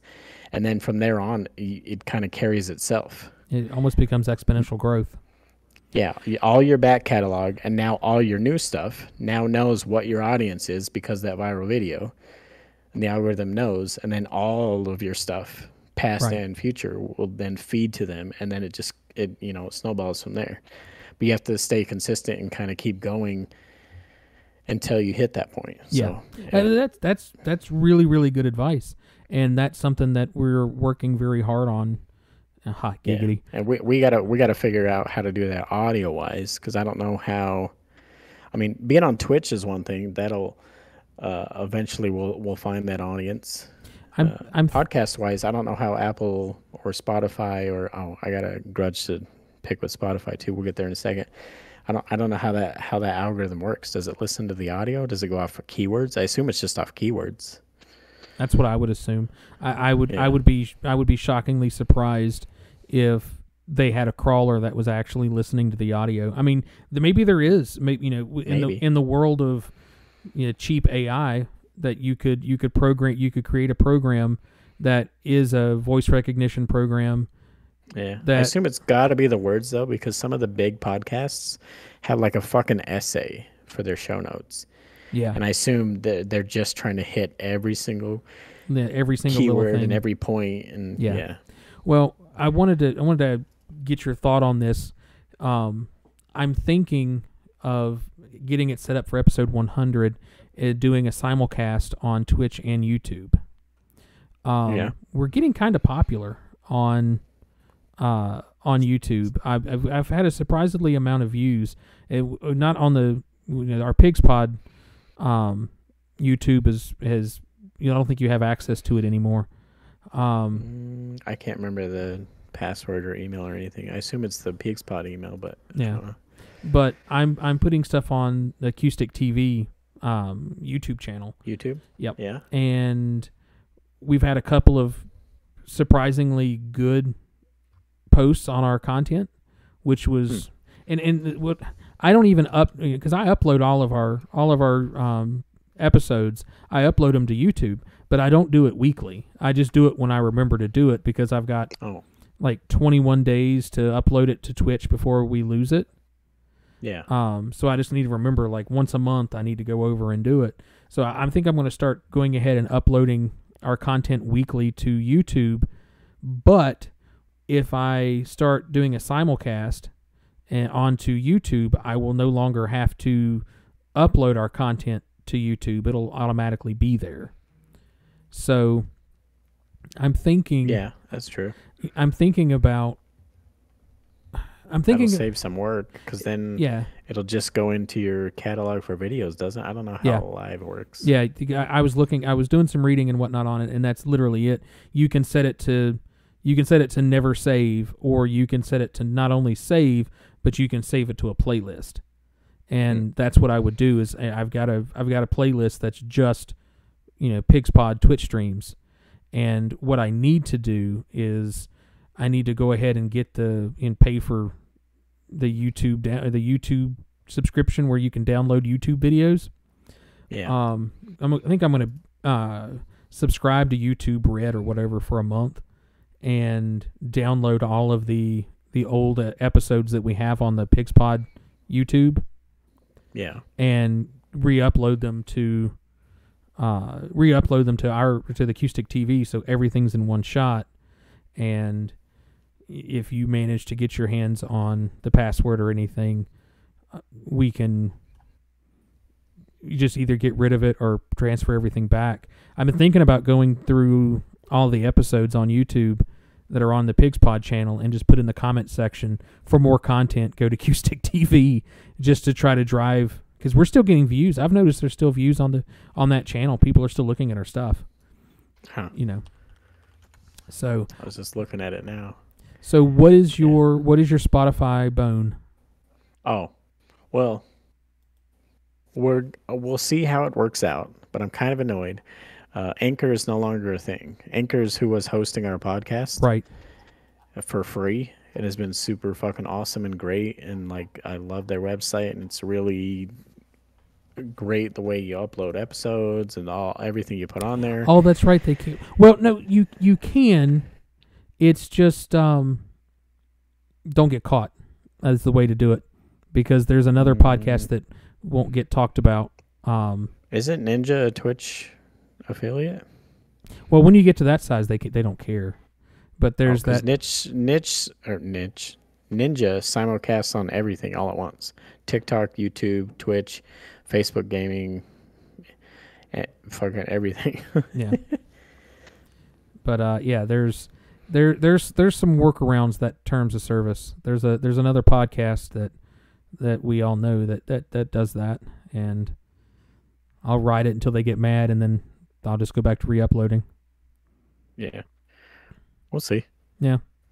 I also think they don't really care when you're as little as we are. That's also it. Yeah, if we got big enough then they would care. I think that's the workaround. I think that's why that other podcast does that, is that they aren't big enough for them to care, and they're not going to take a notice until you're big enough to be noticed. And they're technically bigger than we are, so if they're not getting popped, fuck them. Yeah. And our screen goes black as we get bounced. Anyway, back to your Spotify. Yeah, this channel is now offline. But no, yeah, Anchor's gone. Spotify bought them. Really? Like when I try to log into our Anchor,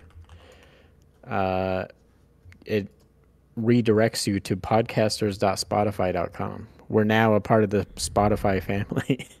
Okay. Anchor got bought by Spotify. So the nice thing, at least for now, the layout and the way everything works is the same as it was on Anchor. But I don't I know Spotify had podcasts before. I don't know if this is how it looked before, or they like grandfather you in and go, all right, you're from Anchor. We'll give you the Anchor look and layout. And I don't know. So we'll see how that goes. If it changes anything, if it's different now. But yeah, technically now we're just part of Spotify. So now all our stuff is going to go directly uploaded to Spotify. Yeah. Okay. So I don't know if that's a good thing or a bad thing or not. Oh, okay. So we don't know yet. I don't know. It just happened last week when I went to go log in and upload last week's episode. I was like, whoa, why am I on Spotify? What the fuck? Well, I mean, I guess it's kind of about time that you can just go straight through those carriers, because that was the same thing too. Is that when we had issues with iTunes, that you got to have a whole separate RSS feed that sends to these platforms. Like, why can't you just do it on the platform? Yeah, like, so I've never understood that, but I don't know that end of the business, so it doesn't bother me one way or the other. Yeah, we'll see how it goes. But yeah, so I took the Anchor link down off of pigspot.com because you're not going to need it now. All you need is the Spotify one, because that's we're still on Google Podcasts and iTunes and those as well. But at least according to Spotify's, and Anchor's too from before. But now when I'm looking at least according to their analytics, our biggest audience is through Spotify. That would make sense. I mean, from what I've gathered, I've talked to a couple of people, and they're like, yeah, I have iTunes, but I predominantly use Spotify, so I just keep everything everything on Spotify. And like, even though iTunes is superior music quality, like the quality of audio is supposed to be better through iTunes, people are still using Spotify over that because there's more content, I guess. I'm not sure. I mean, I still have a Pandora account, so there's that. I don't know. Their podcast thing is better technically, but iTunes. I also do need to figure out how they're running the numbers, because it also seems like the RSS pool that runs on our website to pool all the episode information looks like it might also be counting as downloads sometimes. Okay. Which, whatever. Whatever. Yeah. All I know is the episode with Bunge is still our highest. I don't know why. I wonder if he also shared it with his community. Yeah, or because it's titled Flight or Fight, and maybe those two words come up more often than our other titles. I don't know. Yeah, I guarantee there's probably a class that we could take on, marketing ourselves and podcasting, and it would explain all these things to us. But where's the fun in that? We just rather live Google it and be done with it. Yeah, it's just way easier that time. They didn't have this before. All right, maybe this will be a good thing. Do you want to? Spotify shows you a median playtime, an audience retention rating on every episode. Okay, that's kind of cool. Yeah, which is weird. That Bunge episode, our median playtime is 22 minutes. How long is the episode? An hour and a half. All right, well, whatever. Okay. You get to see behind the curtain. Yeah. For a second. Yeah. Okay. Well, do you want to transition to Cream of the Week? Yeah, we might as well. Yeah, because we're coming up on 2 hours, so. Yeah, I did have a Cream of the Week too that I did last night with Matt, but I have another one. My Cream of the Week is not a show, but it is a show. But It's not a show. My Cream of the Week is Pedro Pascal. Are we back to Daddy Pedro? Saying, Daddy Pedro, and I know what you're thinking. What do you mean, Pedro Pascal? Well, because what I'm doing is I'm sneakily having 2 creams of the week. The Mandalorian, the last fucking episode was so good. Oh, it was. And did you watch it? Oh yeah.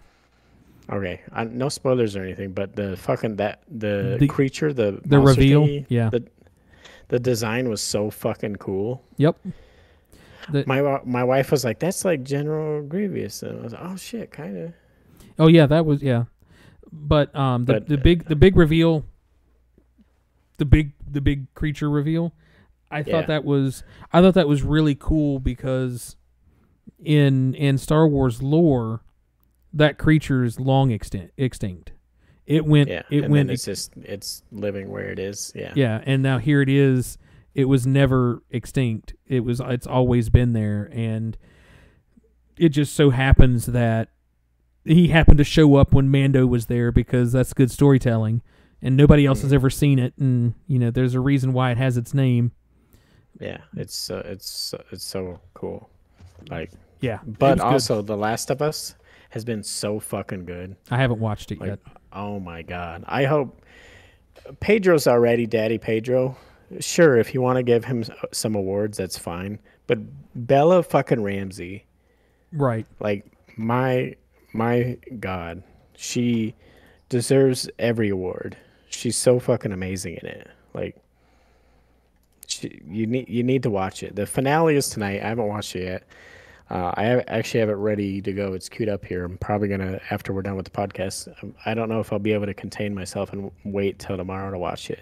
So I might go watch it right now. This is the season finale. Yeah, there's 9 episodes. Then this is the 9th episode tonight.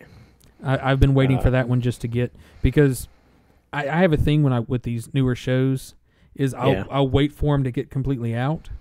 So yeah, and then watch it all in one go. Yeah, I don't know how you've avoided. Well, I guess it depends on what socials and who you follow, but yeah, I haven't gotten a single spoiler. All I know is that it is a wonderful homage to the game, which is still not a spoiler for me because I've never played the game, so it doesn't really matter.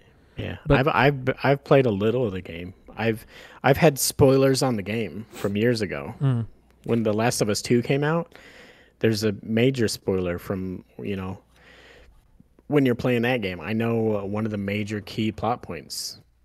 Yeah, right, Rabble? Like, no, I was tearing up a little just talking about Bella Ramsey. Like, she's so fucking amazing, and I can't believe people are giving her a hard time at first. Nobody is now. Everyone has finally recognized her talent.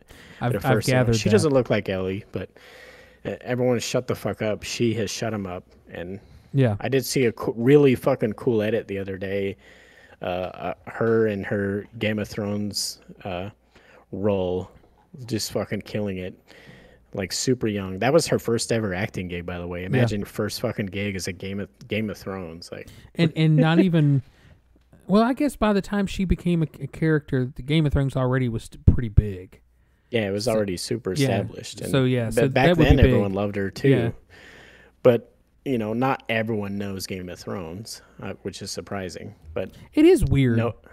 Yeah. But then again, so a lot of people didn't know that she was going to be a fucking a badass, and she totally is in Last of Us. She is Ellie. She might be more Ellie than the Ellie from the game. And again, I haven't played fully through the first one. I haven't played any of the second one. But from what I have played and from all the clips and everything I've seen, yeah, Ashley Johnson, who plays the original Ellie, is fucking great. She's also one of the ones that's on Critical Role. She's a regular on there. But she plays Ellie from the game. She's great. She's an amazing actress. But Bella, like, it's a whole other class. I'm sorry. Nothing against Ashley Johnson. It's just Bella's that fucking good. Like, when you watch it, like, the way she's able to portray emotion, like, is... Like, the show's so fucking good. It's amazing. And it's going to do... I feel like it's going to do so much for storytelling for video games. I feel like people are going to finally slow down and stop trying to money grab like they did with the Halo show. If they gave the treatment to the Halo show that they've given to Last of Us, I can't even imagine where Halo would be right now. The game might still fucking suck, but as a fandom and how many members we have in the community, how many people we have excited about Halo would be a completely different story. I mean, yeah, Last of Us was huge, but it wasn't a phenomenon. The TV show and having Daddy Pedro and fucking badass Bella. I really want to burst your bubble on, since we're bursting bubbles apparently, I want to burst your bubble on the Mando and Pedro. 90% of the time, he's not wearing the armor. Oh yeah, I assume he's Yeah. too fucking busy now. He's doing Well, everything. not only that, They do so many on location shoots and shit. Like, the main, well, there's one actor that's played by two actors most of the time, and I was just Yeah. reading an article that episode 4 of season 1 where they end up on the farm. It was Yeah. like the next episode where he does the facial reveal for the first time. The episode before that, he was never in the armor at all. He was performing on Broadway doing King Lear, and didn't have time to be able to do it. So they used the stunt doubles for the entire filming. But I wonder. So he's just voice He's acting. just voice acting. He's that much better. Yeah. Well, and it's the same problem. It's the same problem that they had with Darth Vader. Is you cannot can't act. put James Earl Jones. Well, no, but you can't act and convey emotion through that mask because the audio doesn't sound right. You know, there's all these things that just doesn't work. So doing voiceover actually kind of makes sense. Because I already assumed for the voice they did voiceover. I thought it was him doing I thought it was him acting and doing the voice, but they were just going back and overdubbing. Go back and redoing the lines so they could get the audio and do the accurate. And make it sound like that's That's how I thought they did it, but that's not it at all. He just did the voice acting. So he's played by two actors. Mando is. One is by the name of Lateef Crowder, and the other one, the second one I thought was so fucking cool. The other actor, his name is Brendan Wayne, and you think Brendan Wayne, that sounds familiar. Wayne, it's the grandson of John Wayne. So so you is the Mandalorian is the Mandalorian. So you have this really cool badass space western because that's what Mando is, and the grandson of the greatest Western movies, John Wayne, is playing the characters. Like, that's so fucking cool. But it sucks that he's not on there as much as you think. But he still is the voice. But he's still the Mando. Yeah, he still is, and apparently he's kind of the one that came out and said it. He was doing an interview with Entertainment Weekly, and they were talking about what it was like wearing the armor and all that. And he was like, "Yeah, I don't wear it that often." and then it became like, I really want to give them all the praise because I might be the voice of the Mandalorian, but these are the guys that are doing all the stunts and doing the quick draws, and they're the ones that are giving life to the character. And I think it's really cool for him to come out and be like, hey, they need as much credit as I do because look at what cool. Them. I was gonna say props to them too because they're also killing it. Yeah. So once again, they're not Daddy Pedro though. They're not Daddy Pedro. But here's the thing: they're doing a good job though. Here's the thing: it kind of sucks that Daddy Pedro isn't like always the Mandalorian, but it's also really badass that Daddy Pedro is so humble that he's like, I need to give them all of the all the accolades that they deserve. So he's such a humble Daddy Pedro. Oh, you need to watch The Last of Us, and then after you do that, you'll love Daddy Pedro. But then watch behind the scenes interviews with him and Bella. Mm-hmm. He truly is Daddy Pedro. Yeah, I've watched a lot of his interviews. I watched the full interview where they had him hooked up to the lie detector. Oh yeah, that one is so good. You also need to watch his Saturday Night Live appearance. Oh, I didn't know he was on Saturday Night Live. Yeah. Oh my God. One of the and I've seen so many edits of both The Mandalorian and The Last of Us taking it. One of the fucking skits, I've already watched it probably 4 or 5 times. It might go down as a classic for SNL. It's him in a hospital bed and he wakes up. He was in a coma and his wife is there, and he's like, "Who yo?" And like it's Pedro doing the voice. And like he's done it on interviews and stuff. You might have seen it. That's what it's from. It's from his SNL skit. And she's like, "Honey, I'm your wife." What? Let's put a pin in that. And it's like it's Pedro laying on this bed doing this fucking voice. And at one point in it he goes like the doctor because his wife's like, is his voice going to be stuck like that? What's going on? And the doctor's, well, like, we don't know everything about the brain. There's been some people that had a coma and have woken up and spoken different languages. And he's like, I wonder if I can speak Spanish. Samba, samba, samba, samba, samba. It sounds like Spanish to me. Like, there's an edit. I'll have to see if I can find it. Somebody edited that from a Last of Us clip of him doing that samba samba samba. It sounds like Spanish to me. Like, but it's so funny the voice he does, and I guess ever since then too. I don't know if he did the voice before the SNL thing. I think he did. Somebody was telling me that he actually wrote that skit. It was his idea for SNL because it's one of his favorite voices to do. But there's also there's a clip out there of him doing that as the Mandalorian, and he's all, "This is the way," and like so now there's like a community of people online that like comment on Mandalorian stuff and say, "This is the way," and they like spell like it's a whole fucking thing now that's also following around. Daddy Pedro is this fucking voice that he does. Like, you have to watch it. It's freaking hilarious. I laugh every time I watch. Like I said, I watched it like 5 times. It might go down as one of the classic SNL clips, which is even funnier if it's true he really did write it. I haven't looked into it, but that's the rumor I heard, was that it was his idea for that skit. But yeah, that's my cream of the week. Daddy Pedro. This is the way. This is the way. My cream of the week. I guess technically I think my cream of the week should be how awesome Imodium AD is for being sick. So that should be my cream of the week. Yeah. Not a sponsor. Not hashtag not sponsored, but Imodium AD and Pepto-Bismol. We are available. Yeah, we are available though, and we'll do it for cheap. I mean, dirt fucking cheap. But one free box of Imodium AD. That's really all I need. But let's see. I never put thought into the cream of the week. I just never. Sometimes I do. Most of the time I don't. I come up with it on the spot, and I go, "Well, what have I been doing or watching this That's week?" what I was thinking about. Like, because for me, it's so hard for me to sit down and watch new stuff. Like, it's a chore to sit and watch Mando. Yeah. Because I want. Well, and like, it's so funny. I assume you do the same thing I do, where you're like, "Well, I can't say that again. I said that last week." Yeah. Well, and that's the problem, because it's so hard for me to watch new stuff that I just don't. And with Mando, I want to make sure that Heather and I both can sit and watch it, and Isabel. So we end up watching it like Friday evenings, because we don't have anything going on. We don't have school. We don't have to worry about it. So we can sit down at dinner, have dinner, and we'll sit in the living room and watch Mando. Oh, so well, now you guys got to watch Last of Us together and make them suffer emotionally. Yeah, well, I think I'll have Heather watch it, because I don't think it's Izzy appropriate. I mean, she's 9, and maybe not. I will say this. I'll tell you this story before I go further into cream of the week.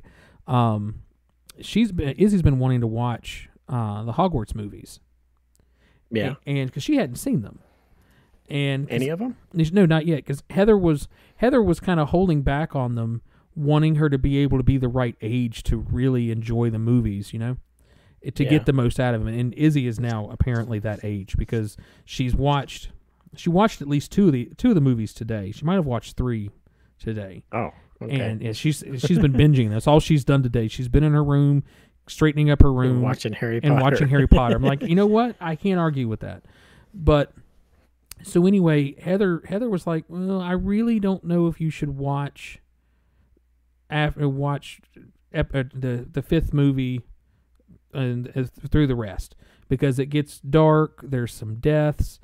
She was just like, "I'm really concerned that she might be a little too much for her." And Izzy was like, "Well, I really want to see it." And I'm like, you know what? They're not inappropriate. Yeah, there are some scary monsters, and there's some death scenes and whatnot. Yeah. But I think she's. I think they're all PG-13. Yeah, they're either PG or PG-13. But and they're only PG-13 because of the violence. And she and I play violent video games, so what's it matter?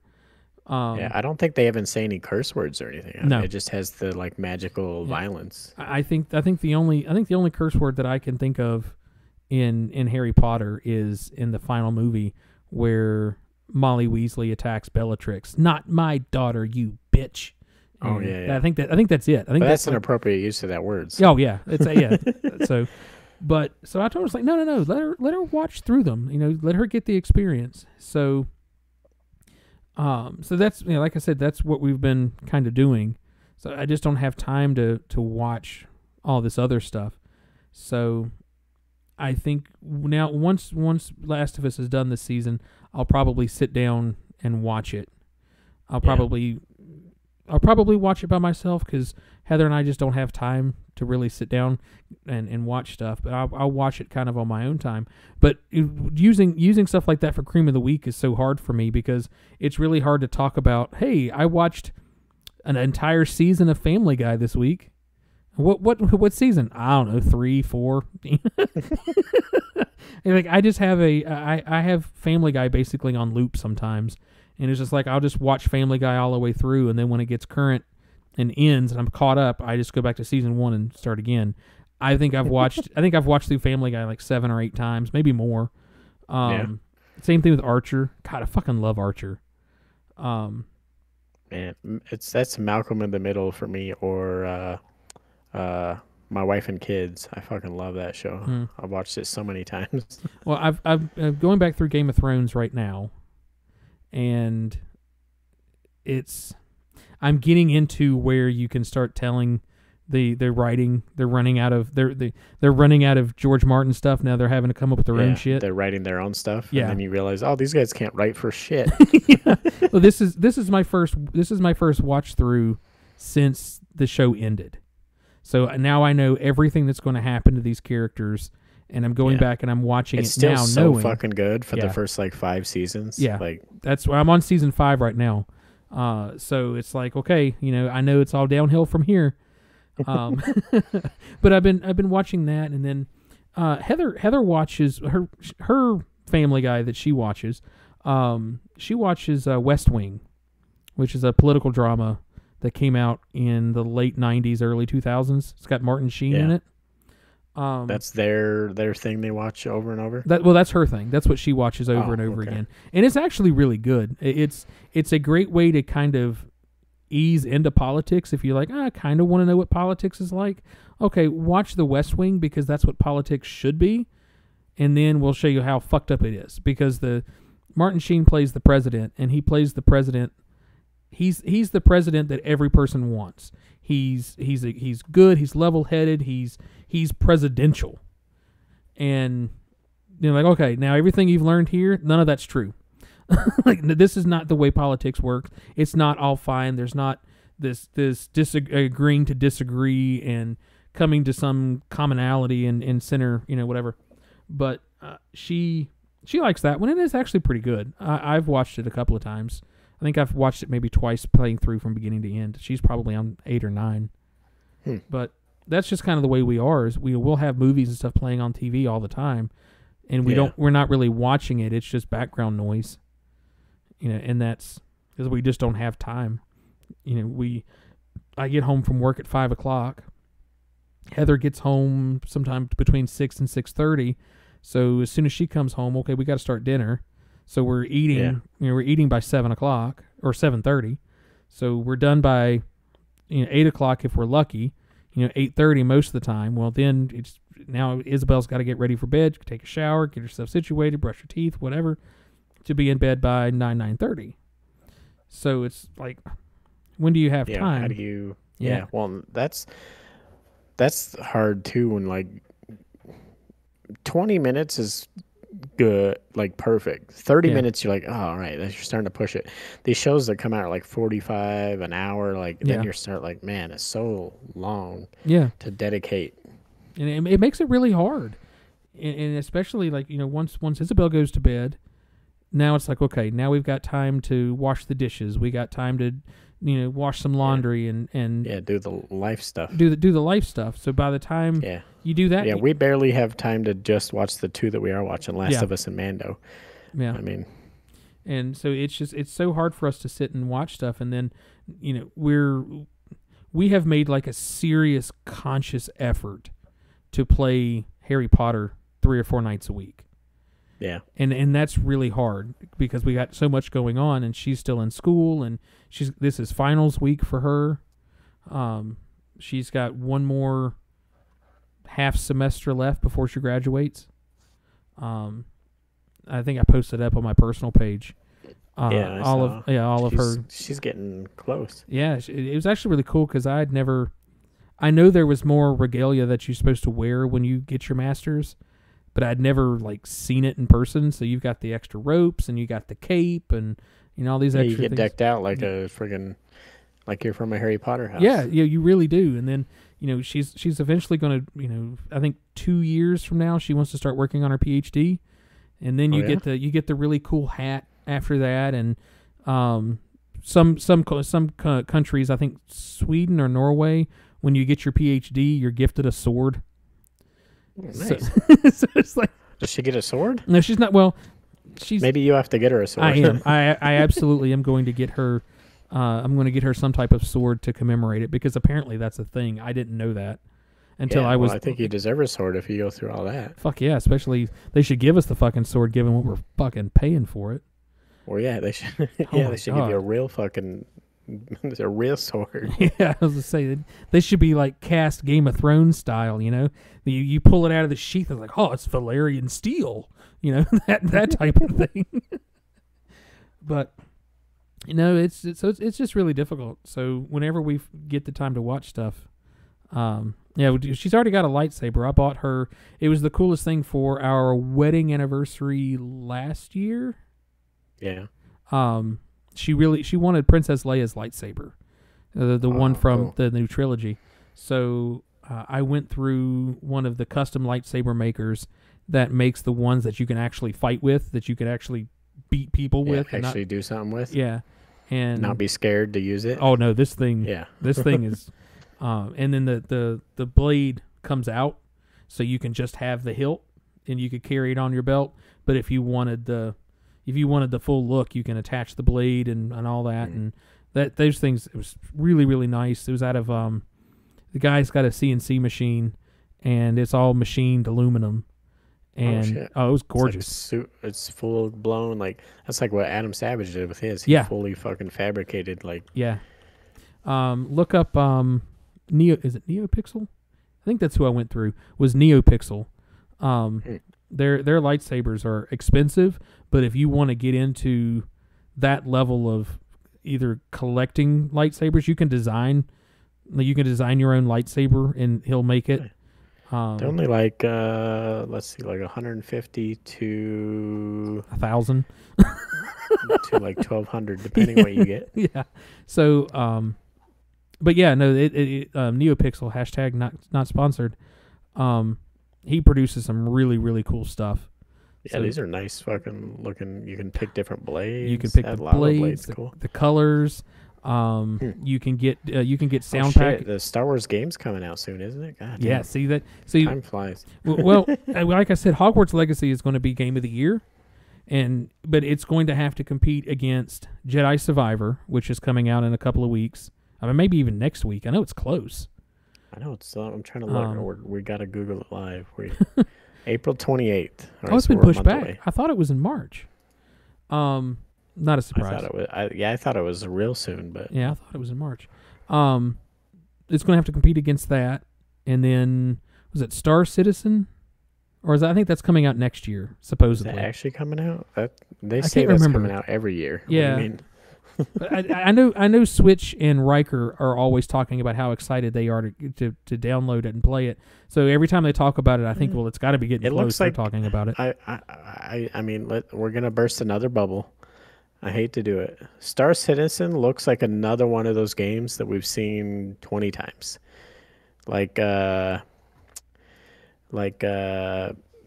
Man's Sky and Elite Dangerous, and like where they're all technically a different game, but they're all the same game. It definitely has No Man's Sky vibes. Yeah, but it is. I mean, good for them. Yeah. I liked No Man's Sky. I think it It's was. so hard to find games to get excited about now. Yeah.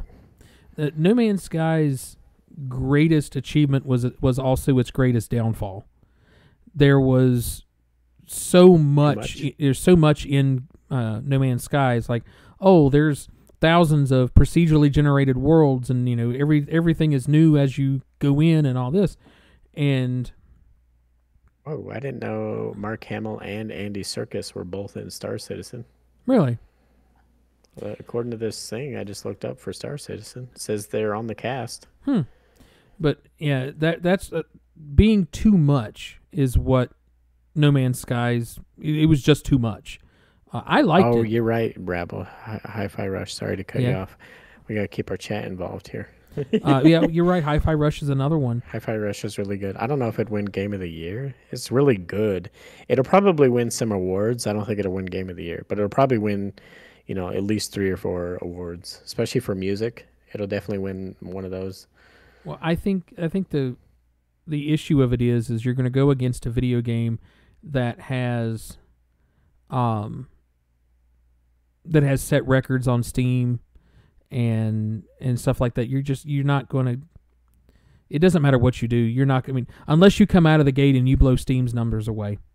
If you blow what Hogwarts did on Steam, if you blow that away, the only way Hogwarts won't win Game of the Year is if Jeff and the crew, and I don't see Jeff doing this, but if they get too scared of touching the political topics and just don't even want to deal with it, and they just nominate it but don't give it to it so they don't have to deal with backlash. Right.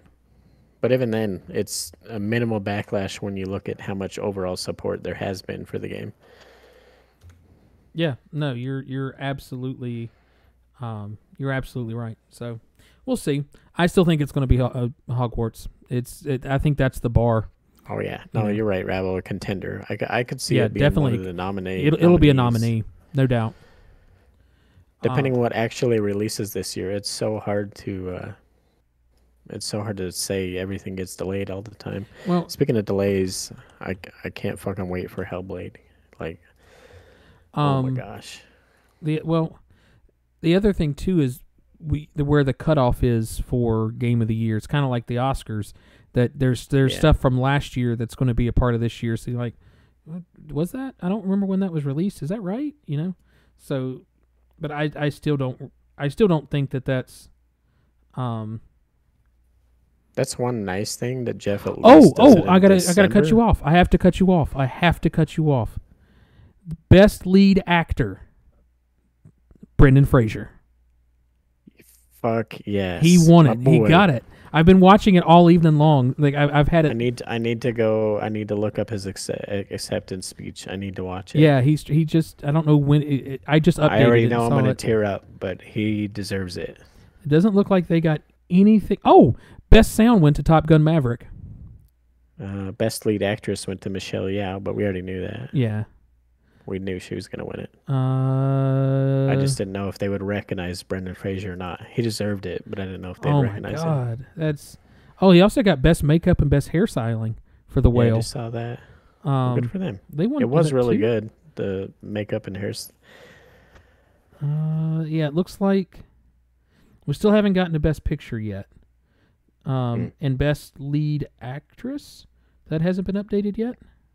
Yeah, it has. It's Michelle Yeoh. Oh, it is? That one hadn't been updated for best. Oh, okay. This thing says a minute ago, so they must have just. I've been trying to. Oh nope, yeah, it just updated. Okay.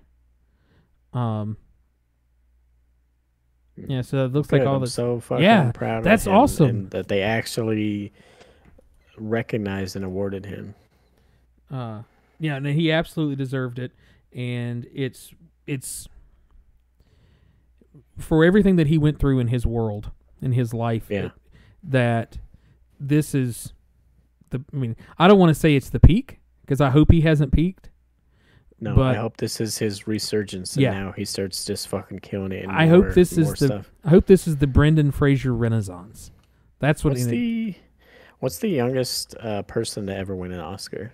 Because if Bella Ramsey doesn't fucking win Best Actress next year for the Last of Us stuff, there will be fucking riots in the streets. Like, sure.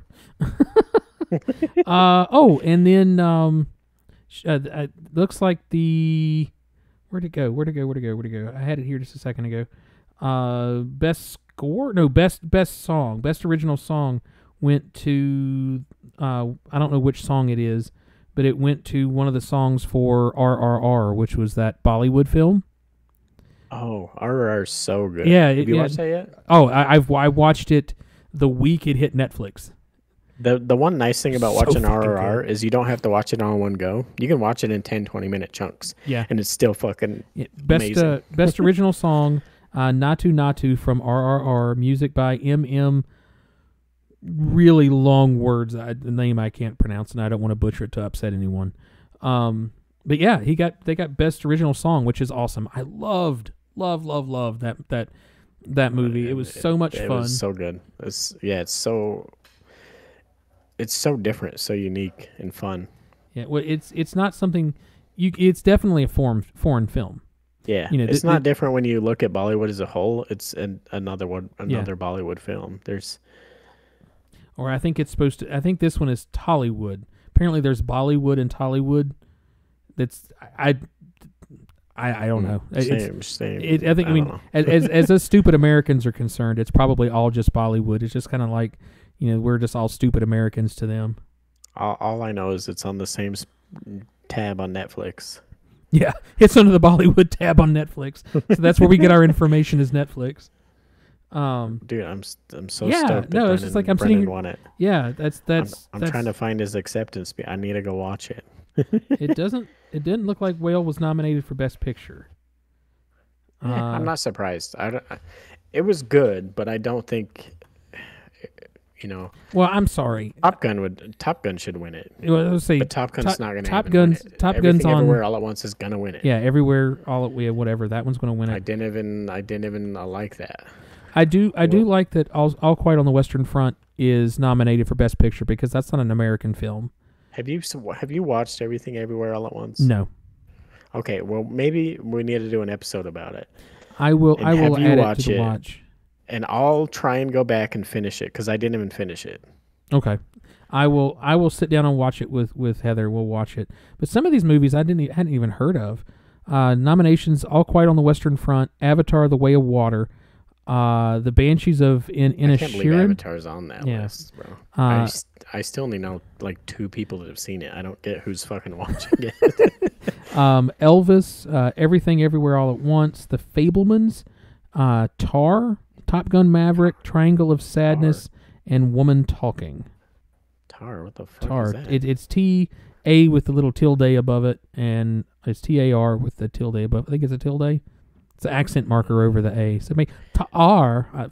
Tar has a 3.1 rating when I look it up. So. But yeah, but what gets me is Top Gun Maverick is on this list, but The Whale isn't.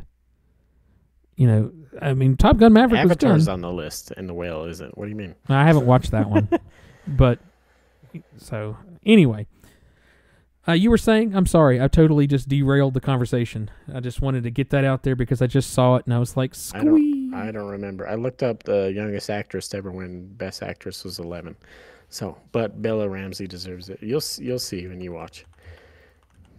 She's fucking amazing. But well, do you want to bring the show to an end here? Yeah, we'll Let's do that. Make sure you visit us on pigspod.com. Follow Q on Twitch, QStick TV. Apparently he's on YouTube too. Yeah, I've been on YouTube for a while. I just never did anything with it. Yeah, I was just looking. And then I looked at my YouTube and I totally forgot how many videos I had up there. I didn't think I had that many videos on my YouTube. Yeah. It's been 4 years since my last upload though, so. But yeah, I'm going to do an update on there tonight before I go upstairs. Just get it done because it's been a couple of weeks since I've updated our content. But I'm gonna go ahead and do that, and I'm gonna try to get into the habit.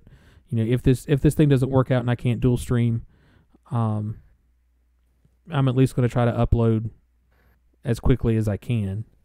So yeah. I know I can't upload the Twitch for 24 hours, but I can upload everything else.